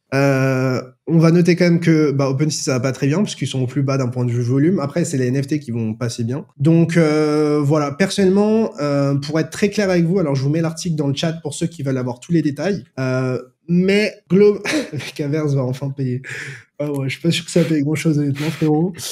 Puisque globalement les NFT sont dans un état léthargique, tout le monde s'en branle. Terrifiant. Donc je m'attends à ce que l'airdrop ne vale rien, sauf si on a un renouveau des NFT en doigt d'honneur au meme-coin pour une raison X ou Y, mais j'y crois pas trop, ou un mouvement communautaire en mode enfin un token communautaire. J'en sais rien. En vrai, si OpenSea ils donnent genre 80% de leur supply ou 50% de leur supply à leurs users, ça peut amorcer quelque chose de nouveau, peut-être un renouveau, etc. Mais fondamentalement, les NFT en ce moment, tout le monde s'en branle en fait. Donc j'ai une question. Alors, vous allez me dire ce que vous en pensez. Le timing est quand même surprenant. Dans quel sens ? Ils étaient au sommet du monde et puis une fois que le marché il est plus bactère, ils nous pondent un jeton. Après, pour être juste avec eux, en 2021-2022, tu lançais un token, tu te faisais attaquer par la SEC instantanément, frérot. Ouais, je sais. Non, mais c'est genre vraiment, genre, Gary Gensler a attaqué absolument tout le monde. Donc, moi, je les comprends qu'ils aient pas lancé un token à l'époque. Après, maintenant, Ouais, parce que j'avais l'hypothèse de me dire qu'ils voulaient se faire une stratégie de sortie maintenant qu'ils savent que c'est finito. Pardon, Thomas. Non, pas de problème, mais il faut quand même prendre en compte que Magic Eden, par exemple, j'étais en train de regarder pendant que vous discutiez, Magic Eden, c'est 200 millions de market cap, 1.5 de FDV, qui ont outrement plus de volume, notamment parce qu'ils avaient Tellement Bitcoin, plus. qu'ils avaient un airdrop, etc. Blur, c'est 300 millions de market cap pour 400 millions de FDV. Je pense pas qu'ils étaient aussi hauts. Donc ça vous donne un peu l'aperçu du marché en termes de market cap, ce qu'il faut attendre. OpenSea en plus aujourd'hui sont vraiment morts dans le film, dans le sens où même les communautés NFT, pour le peu qui en reste, ça va pas du tout utiliser OpenSea. Mais tout le monde est en perte, donc tout le monde va vendre ses jetons, hein, c'est aussi simple que ça. Et en plus, ils avaient levé à des valorisations qui sont aberrantes. Donc j'imagine qu'il y a peut-être un monde où le token va sortir à une valorisation aberrante et se faire exploser day one. Petit pari sur la perte du jour 1, moins 80% day one. Ici, ça parie, mais ça va être terrifiant. Franchement, le lancement du token C, il va vraiment être dramatique. Hein, ça. Je pense. Et moi, je leur souhaite le meilleur, honnêtement, hein, mais ça me semble très, très chaud. Free short, exactement. Messieurs, est-ce que l'Ethereum Foundation est en train de se bouger le cul? Apparemment, elle a investi 120 millions de dollars en DeFi. Bah oui. Est-ce que c'est trop tard ou est-ce que c'est le bon moment? Ils comprennent vite, mais il faut leur expliquer longtemps, disons. C'est de la transparence que Solana n'a pas. Moi, ça me va. C'est de la DeFi qui marche plus que sur Solana. Moi, ça me va très bien. Parce qu'on critique Ethereum, machin. Oui, beaucoup d'Ether. Au moins, c'est transparent. Ça part on-chain. On sait sur quel protocole. Ça favorise Max Zeller dans ce truc. Force à Mark Zeller. Mais voilà, moi je trouve ça bien. Oui, il fallait que ça gueule, mais ça gueule que pour l'Ethereum Foundation. Bizarre. J'ai envie de vous dire, Ouais, ça gueule pas pour les autres fondations. Mais voilà, moi je trouve ça cool. Ça montre que on a fait une chose de bien, en crypto, c'est de la DeFi et que c'est utilisé par ceux qui ont construit les fondations. Donc voilà, je trouve ça cool. En février 2025, 11 minutos Stardust. Vraiment, on est en big 2025. Ça s'est réveillé, quoi. 4-5 ans après la... Attends, 4-5 ans après la création d'AV? Non, mais c'est le temps que ça marche bien. C'est pour Non, ça. mais je sais pas si vous réalisez, les gars. Genre. Petit, même grand big up à Mark Zeller quand même, parce que il est toujours épicé dans ses tweets. Bon, perso, je suis grand fan, hein. Mais il a raison. Et souvent, quand il émet des critiques sur la fondation ou même sur Solana hein, ou autre, les critiques, elles sont justifiées. Oh, il a raison. Il co-gère un des plus gros protocoles et t'as des gens qui lui donnent de l'oseille. Et en plus de ça, ils vont récupérer des frais sur ça. Bon, bah voilà, enfin... Oui, mais bon. Genre, bien joué à eux, tu vois. Mais c'est évidemment que c'est facile de pousser l'Ethereum Foundation à déléguer ou à mettre des sous chez toi, puisque ça va te rapporter de l'argent directement. Ouais, mais souviens-toi d'un épisode où on a eu du Celsius, du BlockFi, du machin, du bidule, avec des... avec toujours des taux d'intérêt plus hauts les uns que les autres, où on en a la moitié qui sont partis en couille, tu vois, du yield up et tout. AAV a toujours misé la sécurité, a évité de s'exposer à des trucs qui puaient des fesses, et AAV est toujours là, tu vois, là où beaucoup d'autres sont tombés. Qui dit n'est pas le seum car il ne veut pas d'interview avec toi, le ref. Bah, en fait, le truc, c'est que juste, il est ultra raciste avec les autres protocoles et ses concurrents, donc à partir de là, j'ai le droit à la critique, je pense. Mais après, ce qu'ils ont fait, c'est incroyable. Moi, j'utilise AAV, je recommande. Genre, je suis pas biaisé sur le produit. Le produit est très bon et c'est un des meilleurs sur Ethereum. Sachant que pour l'Ethereum Foundation, il n'y a pas de bonne ou de mauvaise décision. S'ils n'utilisent pas la DeFi, on les critique parce qu'ils n'utilisent pas la DeFi. S'ils utilisent la DeFi, on va aller dire qu'ils prennent le yield des gens, ce qu'ils défendaient. Ils étaient en mode, bah non, on va pas aller poser tous nos tokens qu'on a gratos, machin. On n'a pas envie d'aller niquer les yields. Ils vont les déposer. Voilà. Ça permet de financer des choses positives pour l'écosystème. Au moins, ça avance dans le bon sens. Je dis pas le contraire. Moi, je suis très content de voir que ça va dans ce sens-là. Mais les gens, ils sont jamais contents. Ça utilise la DeFi, ça va pas. C'est tout le temps, l'Ethereum Foundation, ça va tout le temps mal. C'est jamais bien. Non, mais là, pour le coup, avec quelques millions, enfin, déjà, on parle de 120 millions. Il y a des milliards, des dizaines de sur AAV, c'est gigantesque. J'ai plus les chiffres, mais c'est vraiment big. Donc, je pense il y a 20 milliards sur AAV.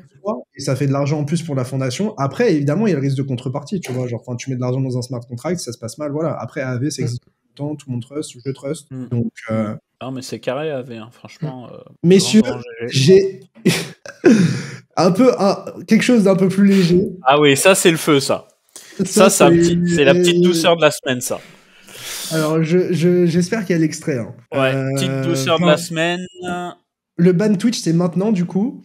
Mais globalement... C'est censuré. Ça ne veut pas charger. C'est censuré. Ah ouais, en plus, ils ont... En gros, il y a eu une thèse. il y a eu une presse d'1 heure sur des produits NIR, et à un moment, tu as un gars qui fait un bac bureau, enfin un bac dans un dossier, et dans le dossier, il y a les énormes loges de sa copine, et vraiment, la réaction à la cam du mec, c'est vraiment le visage choc-barre, comme ça. Après, il ouvre Stream, donc le logiciel qu'on utilise pour voir si ça stream bien ou si on a vu. Oui, confirmation du coup. Ouais. Et après, ils se regardent droit dans les yeux tous les deux. Et après, ils sont en mode oui, alors du coup, le protocole NIR. et là où c'est fort, c'est que NIR n'a pas supprimé, a fait des blagues autour du truc. Tout le monde ils ont bien géré le truc. Après, le frérot, je pense qu'il a eu quelques problèmes à la maison, quoi.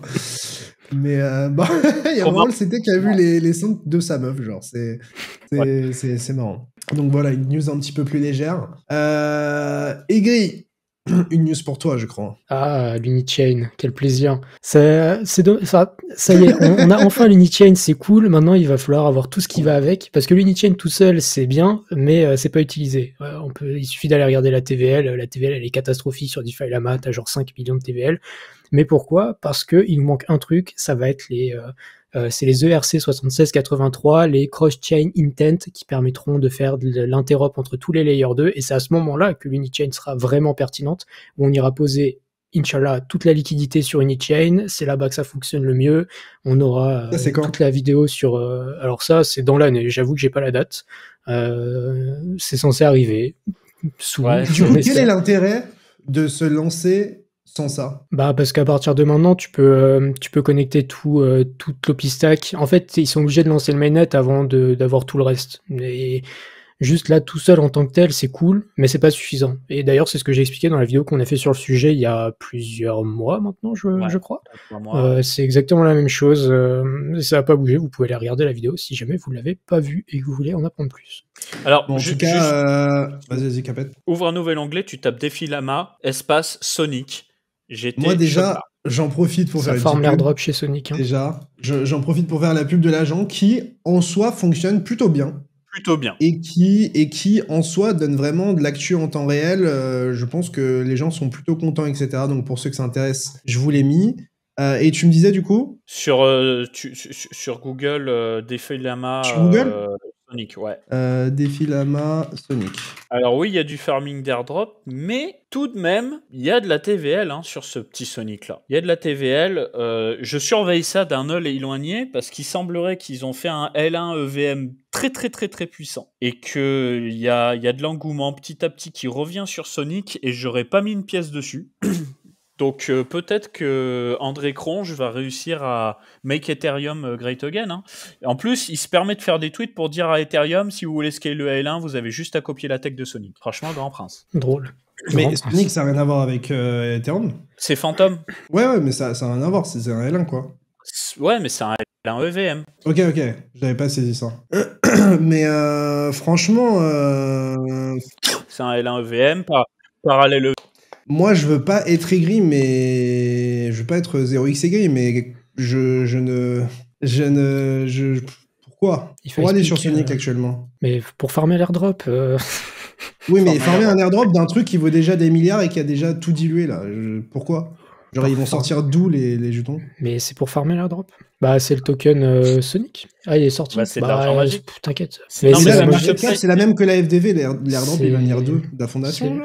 Non, mais ça, je suis sûr, c'est CoinGecko qui fait. Non, je pense que t'as pas tout qui est libéré, mais... J'ai pas la réponse à d'où vient l'argent.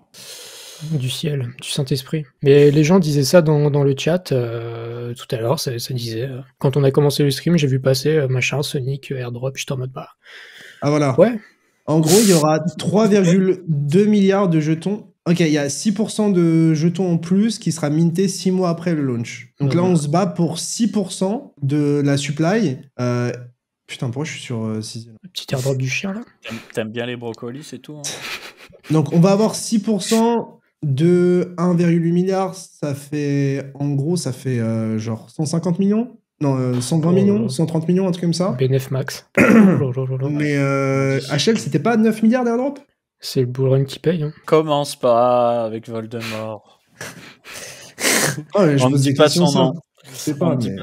Non, mais en fait, ce qu'il y a d'intéressant, c'est que dans tous les gens qui nous ont vendu des parallèles EVM ultra puissantes et tout, on a Monad qu'on attend encore. J'essaie d'avoir d'ailleurs un membre de la communauté française de Monad pour nous en parler. On a C-Network, tout le monde s'en bat les couilles de C-Network en réalité. Je crois qu'on a Injective et plein d'autres, et Sony qui arrive quand même à avoir un peu de liquidité. Moi, je vous avoue que j'étais choqué. Je m'y attendais pas du tout. En fait, pour moi, c'est simple, la TVL, elle arrive pour farm l'airdrop, et dans 6 mois, elle est partie, quoi, non? Probable. Bah, ça se remarque un peu sur Berachain. Parce que les gens, ils sont en train de un peu de se toucher en se disant, regardez, le ratio market cap TVL, il est super bas, il est super bas. Si tu es un minimum objectif, tu peux totalement dire que c'est de la liquidité qui est pour le moment lock sur Berachain pour farmer l'airdrop qui du coup est tombé, et qu'une fois qu'elle sera unlock, cette TVL, elle va pas rester. Donc le ratio market cap TVL à l'instant T, par exemple, de Berachain, pour moi, il est bullshit. Mais après, c'est une question à laquelle personne n'a la réponse, tu vois. Mais c'est surtout que en soi, genre, si tu connais la date de l'airdrop, genre, à partir de 1 ou 2 mois avant, ça va commencer à sell the news, parce que les mecs sont en mode, bah, j'ai du Sonic, il y a là les mecs qui vont avoir du jeton gratos, enfin, gratos, on s'est compris. Pourquoi je garderais ces jetons, sachant qu'il y a une armée de mecs qui vont arriver me dump à la gueule, quoi. Bah ouais, mais de toute façon, les cryptos, c'est que ça. Hein. Donc on espère qu'André Cronche trouvera toujours un nouveau mécanisme pour pousser à rester. Messieurs, apparemment, Bybit sortirait de la liste noire de l'AMF et essaierait d'obtenir une licence pour Mika. Donc ce qu'il faut retenir, c'est... Je trouve ça fou. Bybit est retiré de la liste noire après 2 ans de négociations, marquant une avancée réglementaire majeure pour l'exchange en France. L'exchange a suspendu ses services en France depuis janvier 2025. Et du coup, ils veulent avoir Mika, quoi. Il va être Mika compliant. Comme pour avoir une licence et être dispo. Ok, il a fait un tweet carrément. T'as le founder de Bybit qui a carrément fait un tweet. Donc, bah voilà, bah c'est cool. On va enfin ne plus recevoir de l'aide de la DGCCRF quand on parlera de Bybit. Magnifique. Let's go. Quelle chance. Quelle chance. Quelle chance, quel privilège. On a du coup Donald Trump qui a choisi Brian Quintenz, je sais pas comment prononcer, directeur crypto du fonds A16Z comme président de la CFTC. Alors ça par contre c'est, je pense que on peut difficilement avoir quelqu'un, enfin c'est vraiment le pro crypto par nature, quoi. Enfin quand tu gères un fonds de crypto et que tu deviens président de la CFTC, et voilà. Et globalement de ce que disait Trump, le gouvernement américain, etc. La ACC pour les cryptos ça dégage. Maintenant c'est full CFTC plus ou moins. Et du coup, t'as un mec ultra pro-crypto, président de cette entité qui va réguler les cryptos. Donc ça, c'est plutôt bullish. On va pas se mentir. Je m'étais noté ça aussi. On a GameStop qui veulent acheter du BTC et qui a pump suite à ça. Voilà. Est-ce qu'ils vont suivre la stratégie, même pas la micro-stratégie, la stratégie maintenant? On va voir ça. Bah c'est dans l'ADN, hein. C'est la communauté qui a sauvé GameStop en bourse. Bah, GameStop va rendre à la communauté en misant sur Bitcoin. Je trouve et ça puis cool. Là, les gens qui ont spéculé sur GameStop, je pense que c'est des gens qui ont des cryptos, donc ça leur parle, quoi. Bah oui, complètement. On a eu aussi le fonds souverain, en tout cas un fonds souverain d'Abu Dhabi qui déclare avoir acheté 437 millions de dollars de l'ETF Bitcoin Spot de BlackRock au premier trimestre. Apparemment, il y a plusieurs fonds souverains. Donc, moi, de ce que j'ai lu sur Twitter, donc je sais pas à quel point on peut faire confiance à ça. Mais en tout cas, ça montre que certains se bougent. Ça, j'ai vu que c'était plutôt big. En soi, Citibank, c'est genre une des plus grosses banques aux US, non? Bah, c'est le Wall Street, c'est un Wall Street Beast, non? Comme ça. Ah non, je confonds avec la City, pardon. Je confonds avec la City. Citibank, attends, je vais regarder ça. Citibank. Pour moi, c'est genre comme BNP Paribas ou genre, tu vois, genre Société Générale en France, quoi. Genre, c'est super big. Ouais, banque américaine. Ouais, j'ai confondu avec la City, excusez-moi. Et oui, c'est grosse banque américaine. Du coup, qui envisage de proposer de la custody crypto, quoi. Donc en gros, tu déposes des cryptos chez eux. Donc ça, c'est extrêmement positif dans le sens où maintenant les banques vont pouvoir se positionner sur les cryptos aux US et proposer des services crypto. Donc plutôt pas mal. Après, évidemment, d'un point de vue philosophique, éthique, etc., si vous êtes en crypto, je suis pas sûr que vous vouliez faire de la custody chez votre banque, mais après, chacun a des situations personnelles différentes. D'un point de vue sécurité, c'est pas mal, surtout que quand on voit les enlèvements, etc., si t'as une banque qui gère ta custody, c'est peut-être un truc en moins à gérer. Mais après, voilà, tu n'as pas tes clés privées et le gouvernement pourrait les saisir facilement, quoi. Enfin, il faut garder ça en tête. On a eu aussi, quelque chose d'assez intéressant, puisqu'on a Macron qui s'est exprimé au sujet de l'IA avec Micode en interview.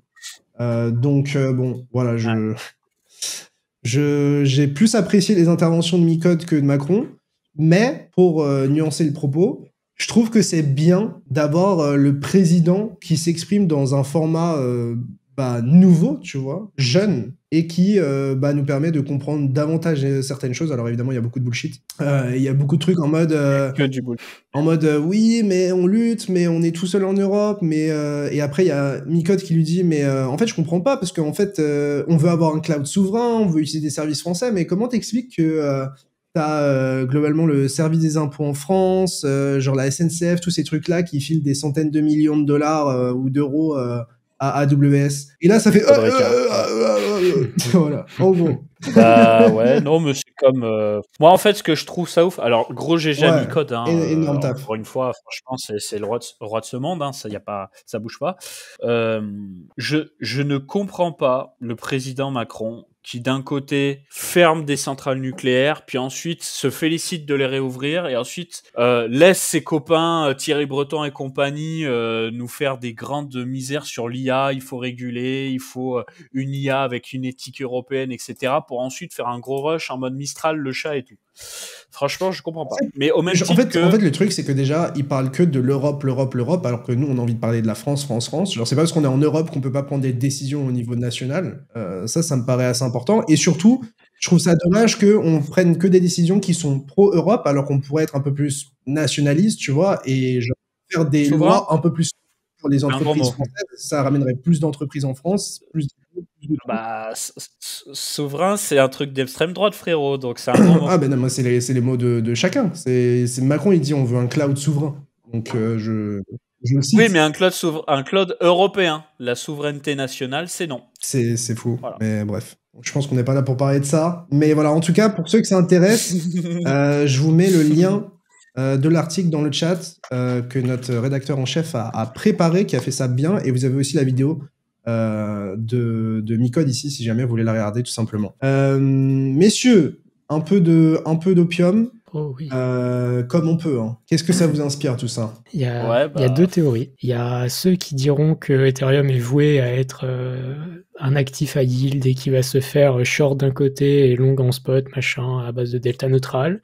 Il y a ceux qui diront que le staking va être centralisé encore plus, notamment par des prestataires comme Lido, etc.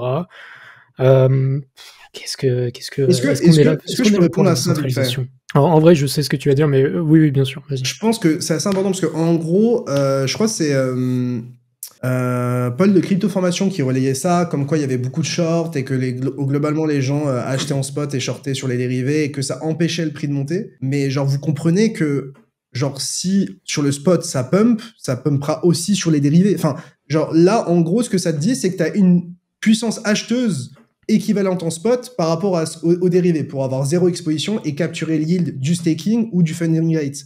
Donc, ça veut dire que tu as autant de pression acheteuse que vendeuse. Enfin, sinon, si tu es juste short, net short, bah, tu vas pas capturer le yield et t'as un biais qui est directionnel. Enfin, t'es pas en delta neutral. Donc, et Ethena font ça sur BTC, ça n'a pas empêché BTC de pump. Donc, pour moi, ça, c'est du bullshit complet, genre. Mais genre complet. C'est genre le truc le plus absurde. Genre parce qu'il y a des mecs qui font du delta neutral dessus, ça empêche un actif de monter.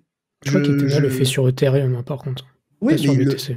Mais ils le font partout. Ils le font sur BTC aussi. Mais oui, de toute façon, on est d'accord sur le fond. Mais pour moi, ça me semble aberrant de dire que parce qu'il y a des gens qui font du delta neutral pour capturer du yield, le prix ne peut pas pump. Mais tu te rends compte que pour faire cette stratégie-là, ils sont obligés d'acheter en spot et ensuite de vendre sur les dérivés. Enfin, et la même somme en plus. Enfin, à moins qu'ils se dédient, encore une fois. Et quid de la décentralisation, messieurs, dames ? Est-ce que ça intéresse quelqu'un la décentralisation du staking ou... Après.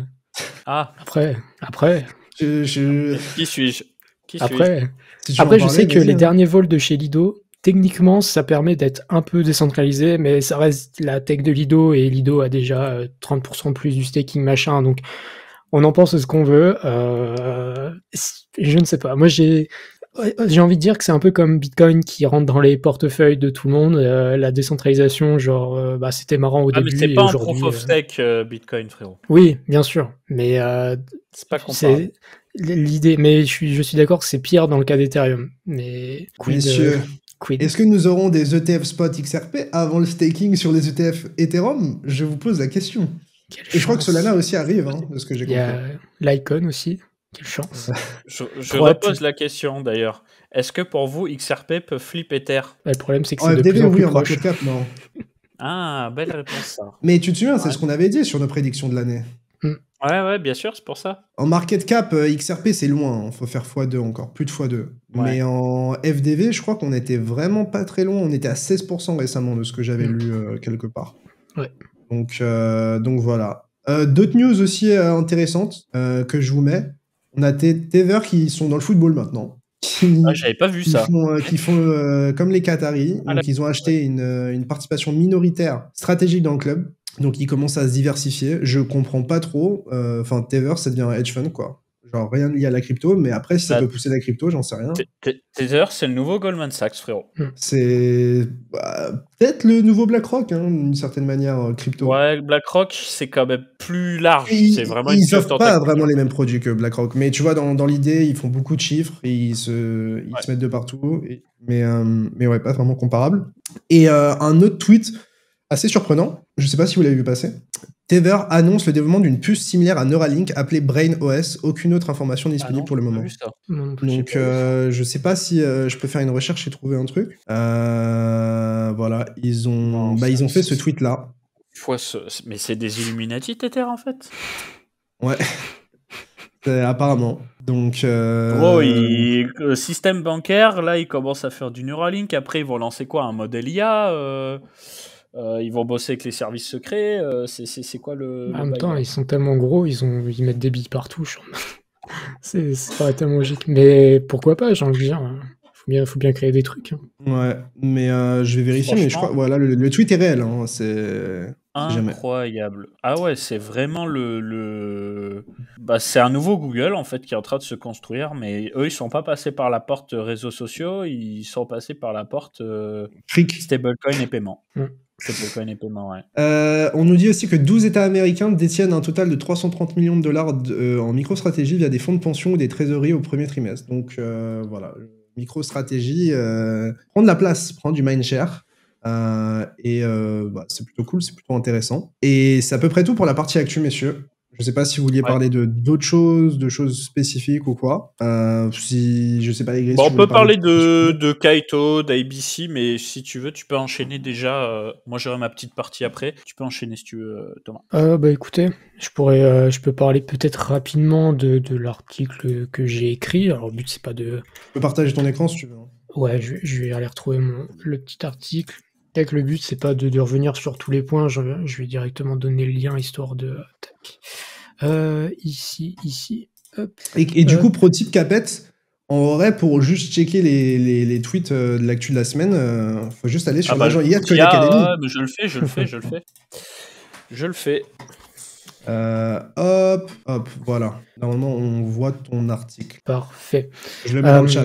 Pour ceux que ça intéresse. Ouais, alors le but, vous voyez en début de stream, on disait qu'on avait un peu chacun nos opinions sur le marché. On peut être à la fois très apeuré par un marché qui stagne, qui vend les bonnes news, etc. Et d'un autre côté, si on essaye de dézoomer un peu, c'est le parti pris que j'ai voulu faire, parce que comme avait dit Léo, j'étais aussi dans une situation où j'étais en mode qu'est-ce que j'attends de ce marché. Le but ici, c'est pas de vous donner de l'opium en mode il faut être 100% dans le marché. Moi-même, je ne suis pas 100% dans le marché. C'est plutôt de se donner des catalyseurs que je juge importants, dans le sens où, en termes de liquidité, il y a moyen qu'on voit des choses positives arriver. Alors, tu peux peut-être partager mon écran, je vais un peu défiler sur l'article, histoire de donner aux gens... moi, je vais arrêter mon partage. Hop. Ajoute ton écran. C'est fait, il faut juste l'ajouter sur le... Hop, ouais, je le mets. Voilà, c'est bon. Impeccable.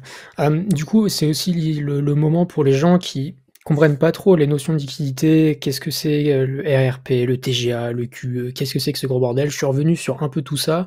Prenez le temps de le lire parce que je pourrais le lire. C'est un article ça vous prend une petite dizaine de minutes à lire, d'intégrer les notions. L'idée, c'est quoi ? L'idée, c'est de dire qu'aujourd'hui, le gouvernement américain, ce que je vois dans l'aspect 1 ici, c'est que le gouvernement américain va manquer de thunes. C'est factuel. Aujourd'hui, les États-Unis ne peuvent plus émettre de dette. Ils ont plus de sous, en fait, tout simplement. Les seuls sous qui leur restent, c'est dans ça, le TGA. Le TGA, c'est quoi? C'est le genre de compte bancaire du gouvernement américain. Voilà, on va faire très simple. Un peu comme si vous avez votre compte bancaire, c'est pareil. Et ça, c'est techniquement l'argent qu'ils utilisent en dernier recours quand ils n'ont plus le choix. Et chance à nous, en ce moment, c'est le seul argent qui va leur rester. Ils peuvent plus émettre de dette. Le RRP, c'est un mécanisme, comme je l'explique ici, qui permet de se financer aussi, mais on voit qu'il n'y a plus aucun argent là-dedans, parce qu'on est arrivé au bout du bout de ce que la Fed peut imprimer avec les outils actuels. Donc il leur reste quoi? Le TGA, leur compte bancaire.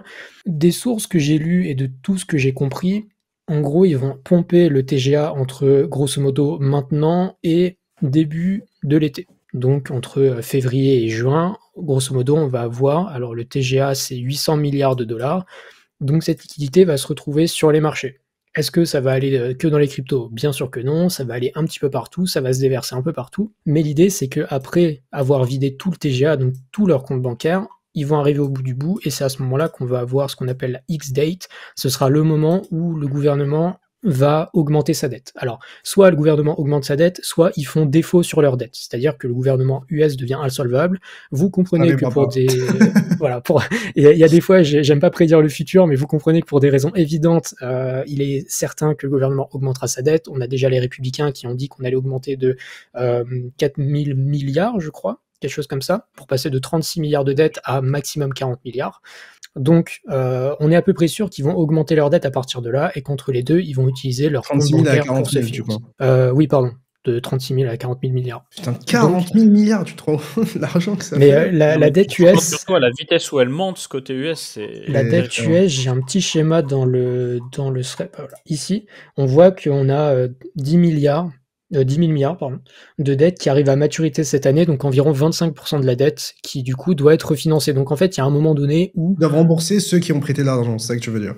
C'est ça, enfin ils doivent rouler leur dette, donc ils doivent réemprunter pour refinancer leur dette, ou ils doivent rembourser, enfin il y a un moment donné où cette dette, tout le monde sait que personne la remboursera jamais, et qu'à un moment ça fera défaut, on sait juste pas quand, on sait pas, mais juste, il y a un moment où la dette US, je crois que ça coûte, enfin j'aurais pas les chiffres précis en tête, mais les montants par jour d'intérêts qui sont à payer sont gigantesques. Donc, long story short... Ça ne pourra jamais changer. C'est ça, long story short, c'est pas qu'on se va, il y aura de la thune. Voilà. C'est ça. Long story short, il y a un moment où la thune va forcément augmenter, et à court terme, ce qu'on voit en ce moment, c'est qu'il y a un manque de liquidité, et un des catalyseurs qui pourrait nous amener de la liquidité, c'est justement le TGA. Ici, j'ai mis un petit graphe où, en fait, ce qu'on voit en blanc, c'est le TGA, et on voit que les phases de baisse du TGA correspondent avec des mouvements haussiers sur le Bitcoin, catégoriquement. Et ici, c'est le bear de 2023. On pourrait argumenter que c'est le seul moment où on a vu à la fois une baisse et une hausse, mais c'est ce qui pourrait aussi signifier qu'on a arrêté d'être dans le bear market. Donc c'est un peu un entre-deux. C'est la seule fois où on est pile entre les deux. Sinon, à chaque fois qu'on voit de la baisse, c'est qu'il y a de la thune qui est injectée. Donc ça fait partie de l'opium qu'on peut donner. Le but, c'est, encore une fois, il n'y a pas de vérité, c'est juste un avis qu'on peut se donner. Et ensuite, donc là, pareil, dans les sources que j'ai trouvées, c'est une estimation qui est faite par un gars qui s'appelle Thomas Onmarket, quelqu'un qui est ultra passionnant sur la macroéconomie et qui projette un petit peu ça, les phases de drainage de liquidité. C'est en gros les impôts, les saisons des impôts aux États-Unis. On voit qu'il y en a deux. Il y a après le mois d'avril et juste avant le mois de juin, donc potentiellement là où le gouvernement va commencer à manquer de sous. C'est à peu près là qu'on va voir le TGA augmenter. En gros, le gouvernement américain injecte dans les marchés financiers, il l'injecte dans quoi exactement? Et ensuite, ses recettes augmentent au moment où il touche les impôts de ses contribuables. Le gouvernement injecte de l'argent. En fait, plutôt, c'est pas qu'ils injectent de l'argent, c'est qu'ils utilisent l'argent qu'ils ont de côté pour juste se financer eux-mêmes, pour financer, je sais pas, du trésor, n'importe quoi, payer tout ce qu'il faut payer, tout, enfin n'importe quoi. C'est juste de l'argent en fait qui pop sur le marché, et après l'argent il va partout en fait. On peut difficilement savoir où va l'argent. Tout ce qu'on sait, c'est que ça va sur les marchés et que grosso modo les actifs financiers prennent en valeur dans ces moments-là, parce que juste en fait tu rajoutes de la liquidité dans le système, et qui dit liquidité dans le système, je vous fais pas un dessin, généralement, ça coïncide avec des phases de hausse sur les actifs, c'est l'idée. Donc après, je parle justement de la dette, ce que je vous disais avant, qu'il faudra augmenter la dette de 4 000 milliards. En tout cas, c'est déjà la première proposition ici. Donc on imprime de l'argent pour la rembourser. Ouais, tout va bien. Gros, tout va bien. Bienvenue dans le système traditionnel, messieurs, dames. Je te dois 3 pommes, du coup j'en crée 10 nouvelles. C'est ça. Et je te rends mes 3 pommes et il y en a plus dans le système, donc tout le monde est content. Et je finis mon article par une take qui n'engage que moi, où là, pour le coup, je donne vraiment un avis et que j'espère que les gens ont compris que c'est un avis et non pas quelque chose qui est immuable.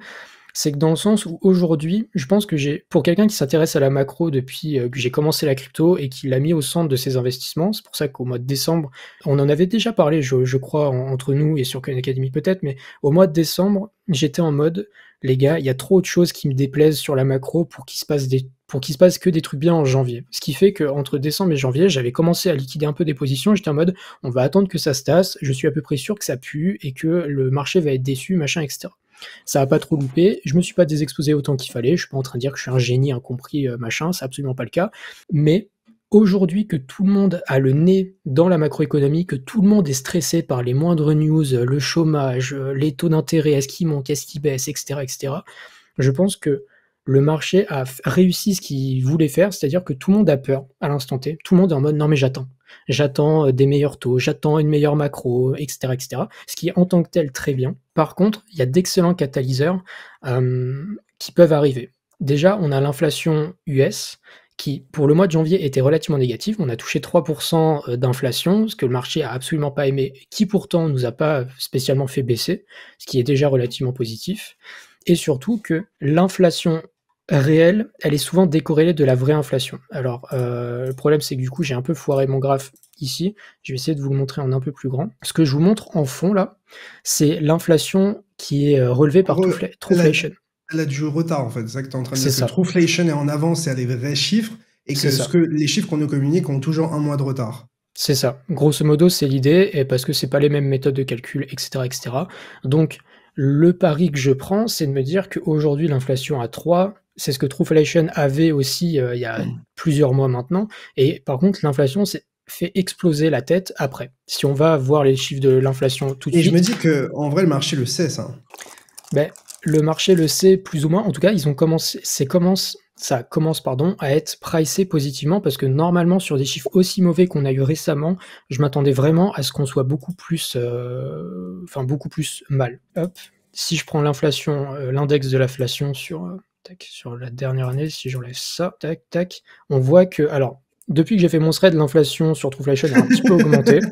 J'ai vraiment signé le bottom du Trueflation, mais notez quand même qu'il y a une grosse différence entre les 3% qui sont donnés par la Fed, des 2,32 qui sont donnés là. Malgré le pump, en fait, le delta est tellement énorme entre les deux que c'est extrêmement positif. Donc, je me suis un peu fait troll par Trueflation en sortant mon thread avec les données que j'avais en ce moment-là et ça a signé le bottom de l'inflation sur Trueflation. Par contre, ça reste quand même positif et le delta entre les 3% et les 3,2, enfin 2,3 ici, ça reste quand même positif. Le delta est vraiment énorme et du coup, une de mes takes, c'était de me dire que la macro sera positive dans les prochaines semaines, dans les prochains mois et que ça va surprendre les marchés positivement. Encore une fois, je ne suis pas devin, je ne sais pas si ça arrivera, mais par contre, c'est ce que je pense. Et ensuite, je terminerai avec le dernier argument que je mets qui, pour moi, est le plus essentiel de tout. Et s'il y a bien un truc que j'espère que les gens ont retenu du thread, c'est ça. C'est que aujourd'hui, le crypto total, il est motivé par une seule chose, c'est le total M2. Dans le thread, je rentre un peu plus en détail sur pourquoi est-ce qu'il faut regarder le global M2 et pas la monnaie M2 de la Fed. Vous voyez en haut, les États-Unis impriment de l'argent, mais on voit en bas que le M2 mondial, donc la monnaie dans le monde entier, elle a tendance à faire des vagues. Elle monte, elle baisse, ça monte, ça latéralise, ça monte, ça baisse, etc. Pourquoi ? Tout simplement à cause du dollar. Quand le dollar monte, quand le dollar monte, que vous voyez en haut ici, ça c'est le dollar qui monte, on voit que la monnaie globale elle descend, quand le dollar monte ici, ça descend, etc.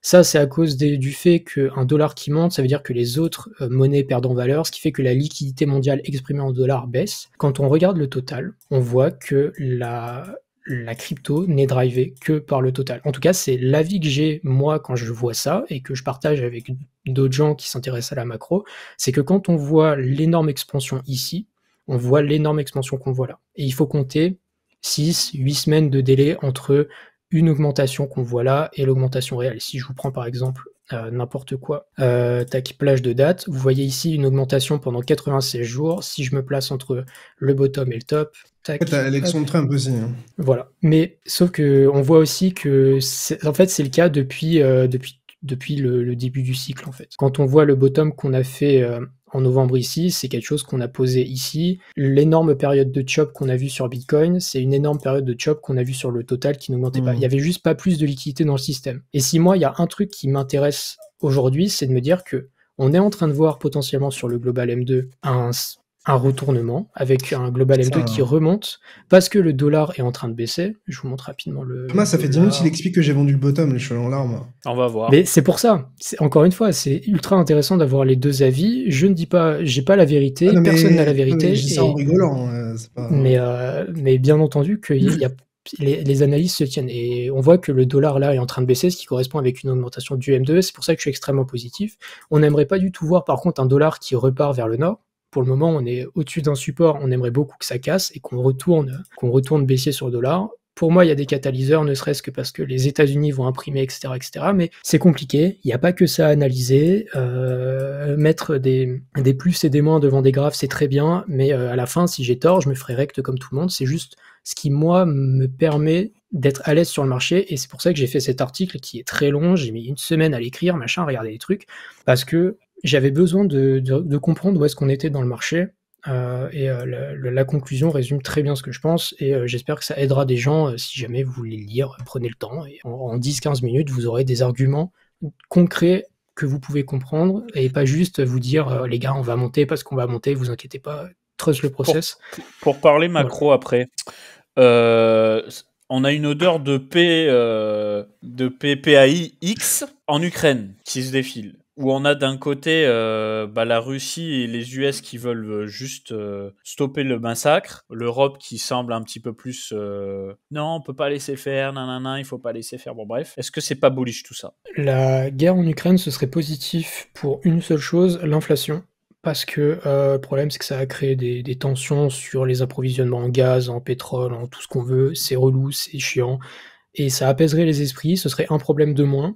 Est-ce qu'aujourd'hui, le marché en a pas déjà rien à foutre? Je pose la question. Mais une fin de guerre, ça peut pas être négatif, dans le sens où, ne serait-ce que pour déjà les coûts de la vie de manière générale, ce sera très bien. Et si les gens ont plus d'argent et que ça coûte moins cher pour vivre, c'est potentiellement plus d'argent en investissement, etc., etc. Donc, si on a une fin de guerre, ça peut pas être négatif. Et je pense que c'est une bonne... J'ai pas l'information de quand est-ce que ça pourrait se faire, mais vu comme c'est parti, j'ai bien l'impression. Mais après ça, le marché, il le price de manière continue, à mon sens. Parce qu'en fait, c'est pas. En fait, il y a trop de gens qui se disent, genre, la guerre commence, la guerre termine, genre, comme si, genre, au milieu, il y avait pas, genre, d'escalade ou, genre, de baisse de tension, etc. Ouais. Et, genre, ça, le marché, il le price, je pense, continuellement, d'une certaine manière. Il y a que des surprises que le marché ne price pas. Par exemple, si par exemple les prochains chiffres du chômage, par exemple, ils sont extrêmement positifs et que le marché s'attendait pas à ça, vous verrez des réactions parce que c'est une information qui n'était pas connue. Tout ce qui est déjà connu et que vous avez en tête, c'est déjà donc dans le prix. Si demain l'inflation elle est à 1,6 par exemple, ce serait exceptionnel, c'est pas pricé par le marché, voilà. Moi je pense qu'il faut partir du principe qu'il y a genre énormément de choses qui sont connues parce qu'il y a énormément de gens qui ont énormément d'argent pour se renseigner sur ces choses-là et prendre des meilleures décisions. Enfin, moi, c'est comme ça que je le vois et c'est pour ça qu'on parle de marchés qui sont relativement efficients d'une certaine manière. Je sais pas. Mais en tout cas, le S&P en ATH, donc je pense que fin de guerre ou pas, c'est pareil là. Et ça aussi, ça fait partie des arguments. Au moment où j'ai écrit l'article, c'était pas le cas, mais un S&P qui est aux ATH maintenant, avec une macro qui est menaçante, je sais pas, ça fait pas sens. Donc, Encore une fois, c'est pour ça que moi, récemment, au contraire de Picsou, je suis repassé bullish sur le marché, ou plutôt je suis sorti de ma période où j'étais en mode je sais pas quoi attendre, et je reste relativement positif. Et de toute façon, on verra, le chemin il est long. Moi, c'est très graphique dans 6 mois, que fondamental, tu vois. voilà, Enfin, c'est graphique et personnel parce que genre le fonda c'est cool, mais pour moi, il faut toujours l'allier au graphe, tu vois. Parce que bien sûr. enfin, pour moi, ce qui est le plus représentatif en vrai, c'est enfin, sur un Graphique. actif comme BTC, c'est le grave, enfin c'est le prix. Quoi. Mais donc voilà, messieurs dames. Et voilà, exactement comme dit dans le chat, il va refaire FOMO Picsou. Let's go. Ok, bah écoutez les potes, je pense qu'on aura fait une masterclass assez complète. Ouais. Dis-moi tout, Capette. Non, j'avais juste noté Kaito Ah oui, rapidement, on peut en parler. le mouvement Kaito intéressant. Donc pour ceux qui suivent les émissions depuis un certain temps, Kaito, c'est quoi? C'est un tableau de bord où on peut voir des classifications en fonction de secteurs d'activité ou même de projets, genre Polkadot, Berachain, etc., qui sont les profils Twitter les plus influents. Donc ça reste exclusivement sur Twitter. Et depuis quelques semaines maintenant, vous avez la possibilité, si vous avez un compte suffisamment gros, de vous inscrire et de générer ce qu'on appelle des yaps, qui sont des points. Donc ces points peuvent être délivrés en fonction de si vous avez des gens jugés importants et intelligents qui vous suivent, qui réagissent à vos tweets, etc. Et les gens commencent un petit peu à s'exciter. Enfin, cette semaine, il y a eu de l'excitation pour dire ouais, ce sera peut-être différent des airdrops de d'habitude, parce que c'est pas un truc que tu peux farmer vraiment. Moi, je suis des riches. Ça a tendance à on distribue pas des yaps à tour de bras, quoi. C'est quand même des gens qui font des tweets avec de la valeur. Donc, il n'y a pas énormément de yaps en circulation. Et en pré-market, on est entre 1 et 1,5 milliard de FDV actuellement sur le projet. Donc, les gens se disent qu'il y a moyen de croquer un airdrop sexy sur les yaps. Moi, j'avoue que je reste mitigé parce que j'ai pas envie de m'exciter, qu'on se le dise. Et ça va être moi, je suis sur le token. Moi, en fait, c'est ce que disait Poulpe. Voilà. En soi, qui résume assez bien la chose, c'est bearish SocialFi en fait. Genre, il y a quoi en SocialFi qui a pété? Enfin, rien qui continue d'exister dans le temps.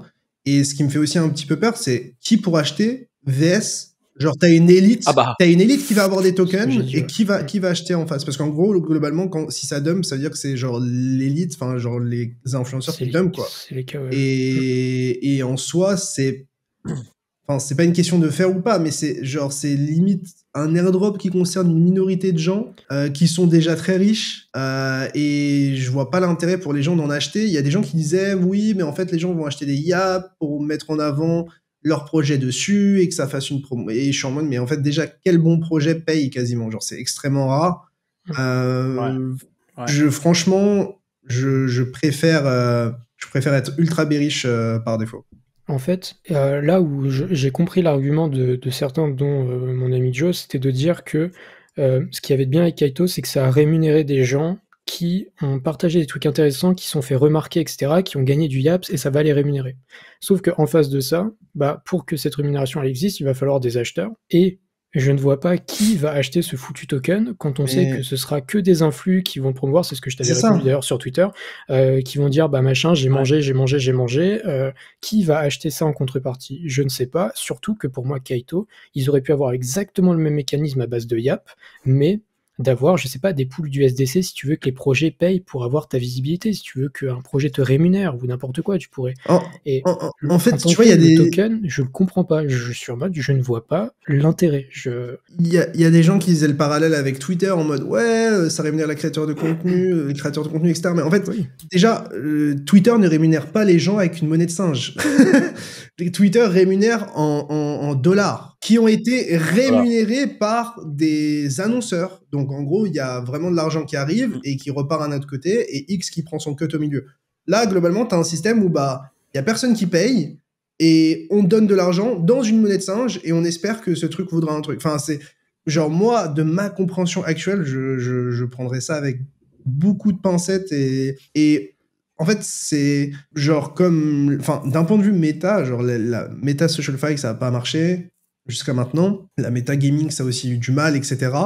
et je jouerai pas contre la méta de ce cycle et comment le marché fonctionne en fait. En fait, ce qu'il y a de terrible, c'est que là, plus on avance et plus à des exceptions près, les altcoins, c'est une catastrophe. Hein. Always Mais has en fait, been, non De temps en temps, tu as un petit narratif. En fait, pour moi, le truc, c'est que c'est un peu ce que j'expliquais aussi avec Hype, c'est que en fait, le peu d'actifs qui sont forts avec une valeur intrinsèque et du revenu, etc., ou des gros inflows, à mon sens, vont tout rafler. Et c'est ce qu'on a vu avec BTC, qui fondamentalement est incroyable, plus à des inflows et de l'argent de la TradFi qui arrive. On a vu Hype qui a bien tenu aussi parce qu'il y avait beaucoup de revenus, mais surtout qui était réinjecté dans le token. Et en fait, genre, quand tu as du BTC ou du Hype ou d'autres trucs dans ce style, pour faire très simple, parce que je connais pas tout, tu te dis pourquoi je détiendrais le reste. Alors évidemment, genre, tu as une spéculation, vu que t'as pas de revenu sharing ou d'argent qui est injecté dedans, genre, t'as pas de floor, mais t'as pas de plafond d'une certaine manière. Mais le marché est beaucoup plus exigeant en ce moment, surtout en période d'incertitude, et surtout parce que beaucoup de gens sont fait allumer sur les altcoins, ce qui est compréhensible vu la gueule du marché. Et du coup, les gens sont plus piqués et vont dans des trucs qui sont plus forts fondamentalement. Et du coup, il y a un tri qui se fait, en fait, concrètement. Mais moi, en fait, je trouve que ce qu'il y a eu avec Hyperliquid et d'autres projets, c'est extrêmement positif parce qu'on va avoir des approches plus justes, plus faires. On va avoir des produits qui auront du revenu et qui l'injecteront directement dans le token.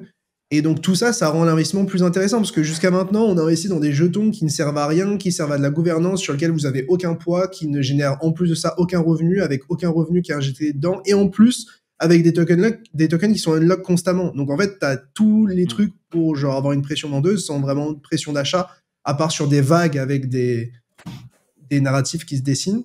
Donc après, je décris ça, mais le marché jusqu'à maintenant, il a fonctionné différemment, tu vois. Genre, s'il marchait par narrative, les gens achetaient tête baissée et ça marchait, tu vois. Mais j'ai l'impression qu'on n'est plus dans le même marché, en fait. Alors après, peut-être que l'alt-season nous pend au nez, mais moi, ma conviction, c'est qu'il n'y a pas d'alt-season tant qu'il n'y a pas Ether qui break les 4000. Ouais, c'est ça.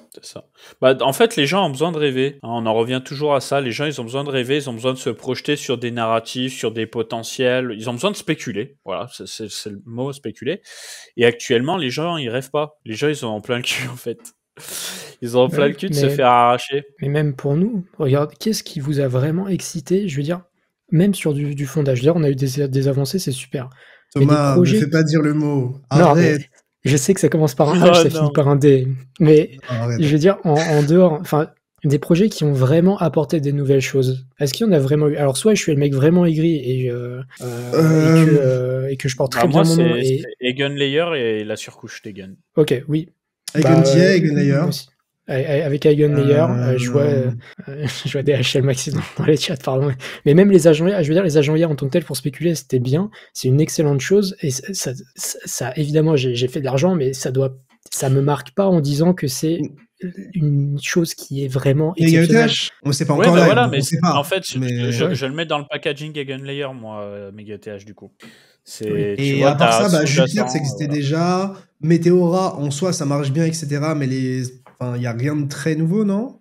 C'est globalement ce que faisaient Orca et Radium d'une certaine manière, mais avec un airdrop cette fois-ci, et parce que beaucoup de pools sont lancés sur Meteora, notamment sur les meme coins et les trucs genre Trump, Libra et tout. AAV, ça existe depuis extrêmement longtemps. Hyperliquid, et après, le reste... Et après, t'as Bitensor quand même. Genre, je pense que Bitensor, c'est une approche qui est même... on n'a jamais vu ça en crypto quand même. Je pense c'est du proof of work, c'est du proof of useful work un peu. Voilà, c'est mettre en face faire des tâches utiles, avoir une décentralisation pour fournir... Bitensor, c'est l'incentive à développer de l'IA, tu vois. T'enlèves les incentives sur Bitensor, tout le monde disparaît.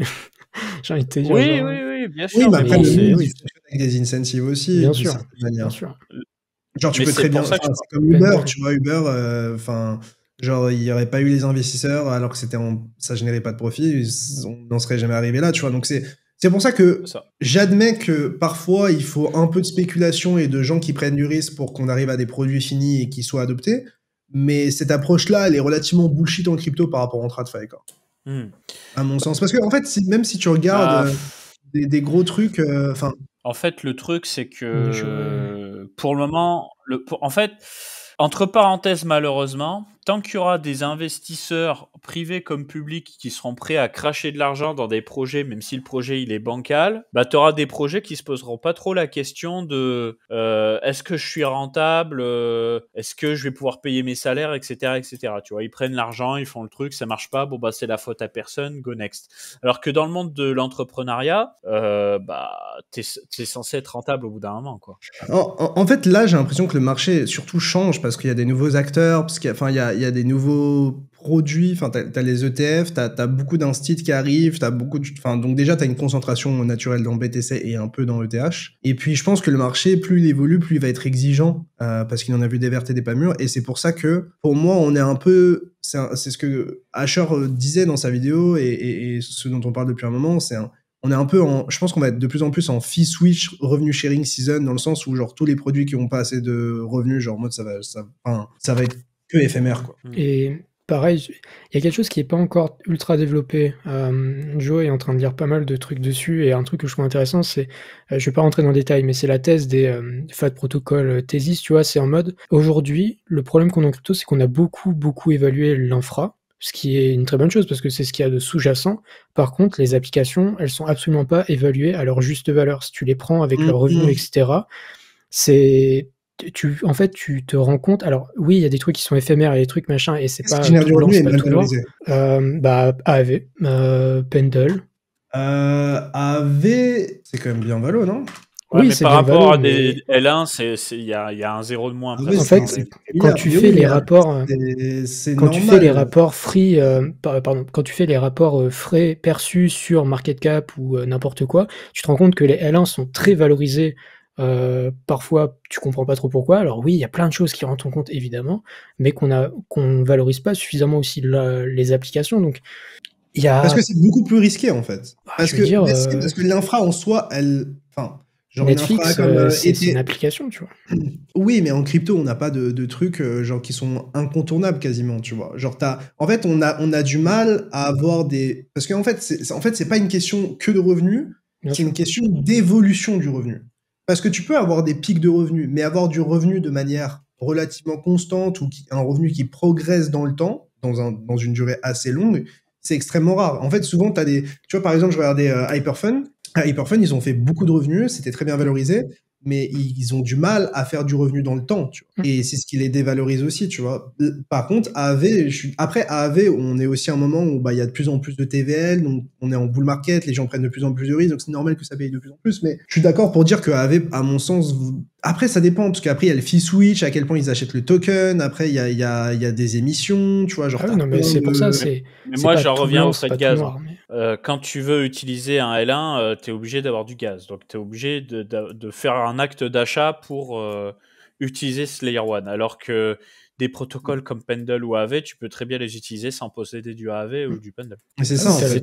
T'as le fait que t'as des monnaies, tu vois. Comme les L2. Mais comme les M2, de toute façon, ça se voit dans les prix des L2. Hein. C'est une catastrophe. Hein. Catastrophique. C'est horrible, frère. En fait, quel est l'intérêt de hold un token de L2 actuellement? Aucun. Quand Tether existe, c'est ça. C'est un maillot. Mais non, mais tu touches même pas de revenus du séquenceur ou quoi que ce soit. T'as des unlocks qui te tombent sur la gueule. T'as même pas besoin du token du L2 pour payer tes frais de gaz. Excusez-moi, mais la gouvernance, tout le monde, à part Artem, tout le monde s'en branle. Donc, ouais. Donc, je sais pas. Ça, c'était gratuit. Artem, si tu veux voir, si tu vois l'extrait. Bon, pour les bonnes nouvelles, émission précédente, je parlais du fait qu'on devrait avoir ABC qui arrive progressivement partout. Donc, pas seulement sur l'écosystème Cosmos. Là, on apprend que Ripple, XRP Ledger, ouais, c'est vrai ça. Bon, après, je sais pas si ça change grand-chose, puisque... C'était le 18 ou 19, le début des remboursements. Après, c'est une toute petite partie. Dans mon livre, c'est insignifiant. Parce que la plupart des gens se sont fait racheter leur bague et c'est de l'argent qui verra pas un seul centime la crypto, je pense. Mais... Après, c'est des petits porteurs, donc tu sais pas. Parce que c'était les claims en dessous de $50,000, je crois. Ouais, mais il y a des gens qui ont vendu, tu vois. Pour moi, c'est insignifiant, mais c'est très cool, tu vois. Comme ça, c'est une page de l'histoire qui se tourne et peut-être qu'il y a de l'argent qui va rentrer dans le marché, mais pour moi, c'est insignifiant, je pense, mais pourquoi pas. Je sais pas, est-ce que les gens qui ont perdu de l'argent sur FTX, ils veulent plus toucher aux crypto? Même si t'as tous les gens qui ont racheté les bagues... sur BTC, tu les fais bouger, hein. Mais est-ce que ces gens-là iront sur BTC? Est-ce que on va pas avoir de l'argent qui va se diluer de partout et ça aura que très peu d'effet? Je sais pas. Mais en fait, là, c'est un tout petit montant. Le gros montant, il arrive plus tard dans l'année. C'est pas 18 milliards, je crois que c'est genre moins de 2 milliards là sur le premier. Je crois que c'est 1,7 ou 1,8. Enfin, j'avais lu ça, peut-être que j'ai tort. Hein. Mais ouais. Voilà. Du coup, je disais, ouais, IBC qui va arriver progressivement sur plein de blockchains. Apparemment, dès le mois prochain, ça va bosser sur les intégrations des plus gros protocoles. Alors, déjà, en fait, ce que tu comprends pas, mon ref, dans le message, si tu comprends bien, moi déjà, je suis pas bearish AV, hein, force AV, etc. Mais déjà, Hyperliquid, c'est un L1. Donc, et c'est ce dont on a parlé juste avant, que les L1 sont mieux capitalisés. Et en plus de ça, tu as un L1 qui génère plus de revenus que Ethereum ou Solana par moment, quoi. Donc en fait, Hyperliquid, c'est à la fois un produit et un L1. Donc, en fait, tu peux limite incuber les deux valos, et en plus de ça, il n'y a pas eu encore la Hyper-EVM, etc. Donc, et après, je suis d'accord, dans tous les cas, c'est de la spéculation. Hein. Mais là, tu as des choses un peu plus tangibles pour backer cette spéculation d'une certaine manière. Bah, c'est juste qu'historiquement, c'est les L1 qui font gagner de l'argent sur ce marché. C'est le bet le moins risqué de tous les narratifs. Voilà. Ah, c'est ça, parce que encore une fois, on l'expliquait, mais un produit qui marche, ça peut être éphémère, ça peut se faire remplacer facilement. Pour remplacer une infra, c'est plus dur. Pour flip une infra, pour flip Ether, c'est plus facile de flip genre Meteora ou genre Radium que de flip Ethereum ou Solana. Tu vois. Et que les gens, quand ils voient un truc qui marche, bah, ils ont tendance à répéter ce qui marche et puis s'éloigner de ce qui marche pas. Et c'est un processus qui est parfaitement naturel. Tu vois, par exemple, le marché de l'immobilier, c'est un marché qui a tendance à monter, qui est quasi permaboule, à des exceptions près. Bah, les gens, quand ils pensent à investissement, leur premier réflexe, c'est pas d'être dans les cryptos, dans les actions, c'est d'être dans l'immobilier. Bah, là, c'est pareil. Quand ils voient les L1, bah, ils préfèrent être dans des L1 que d'acheter des jetons liés à la gouvernance ou au gaming Web3, par exemple. Messieurs, je pense qu'on termine sur cette petite cure d'ironie et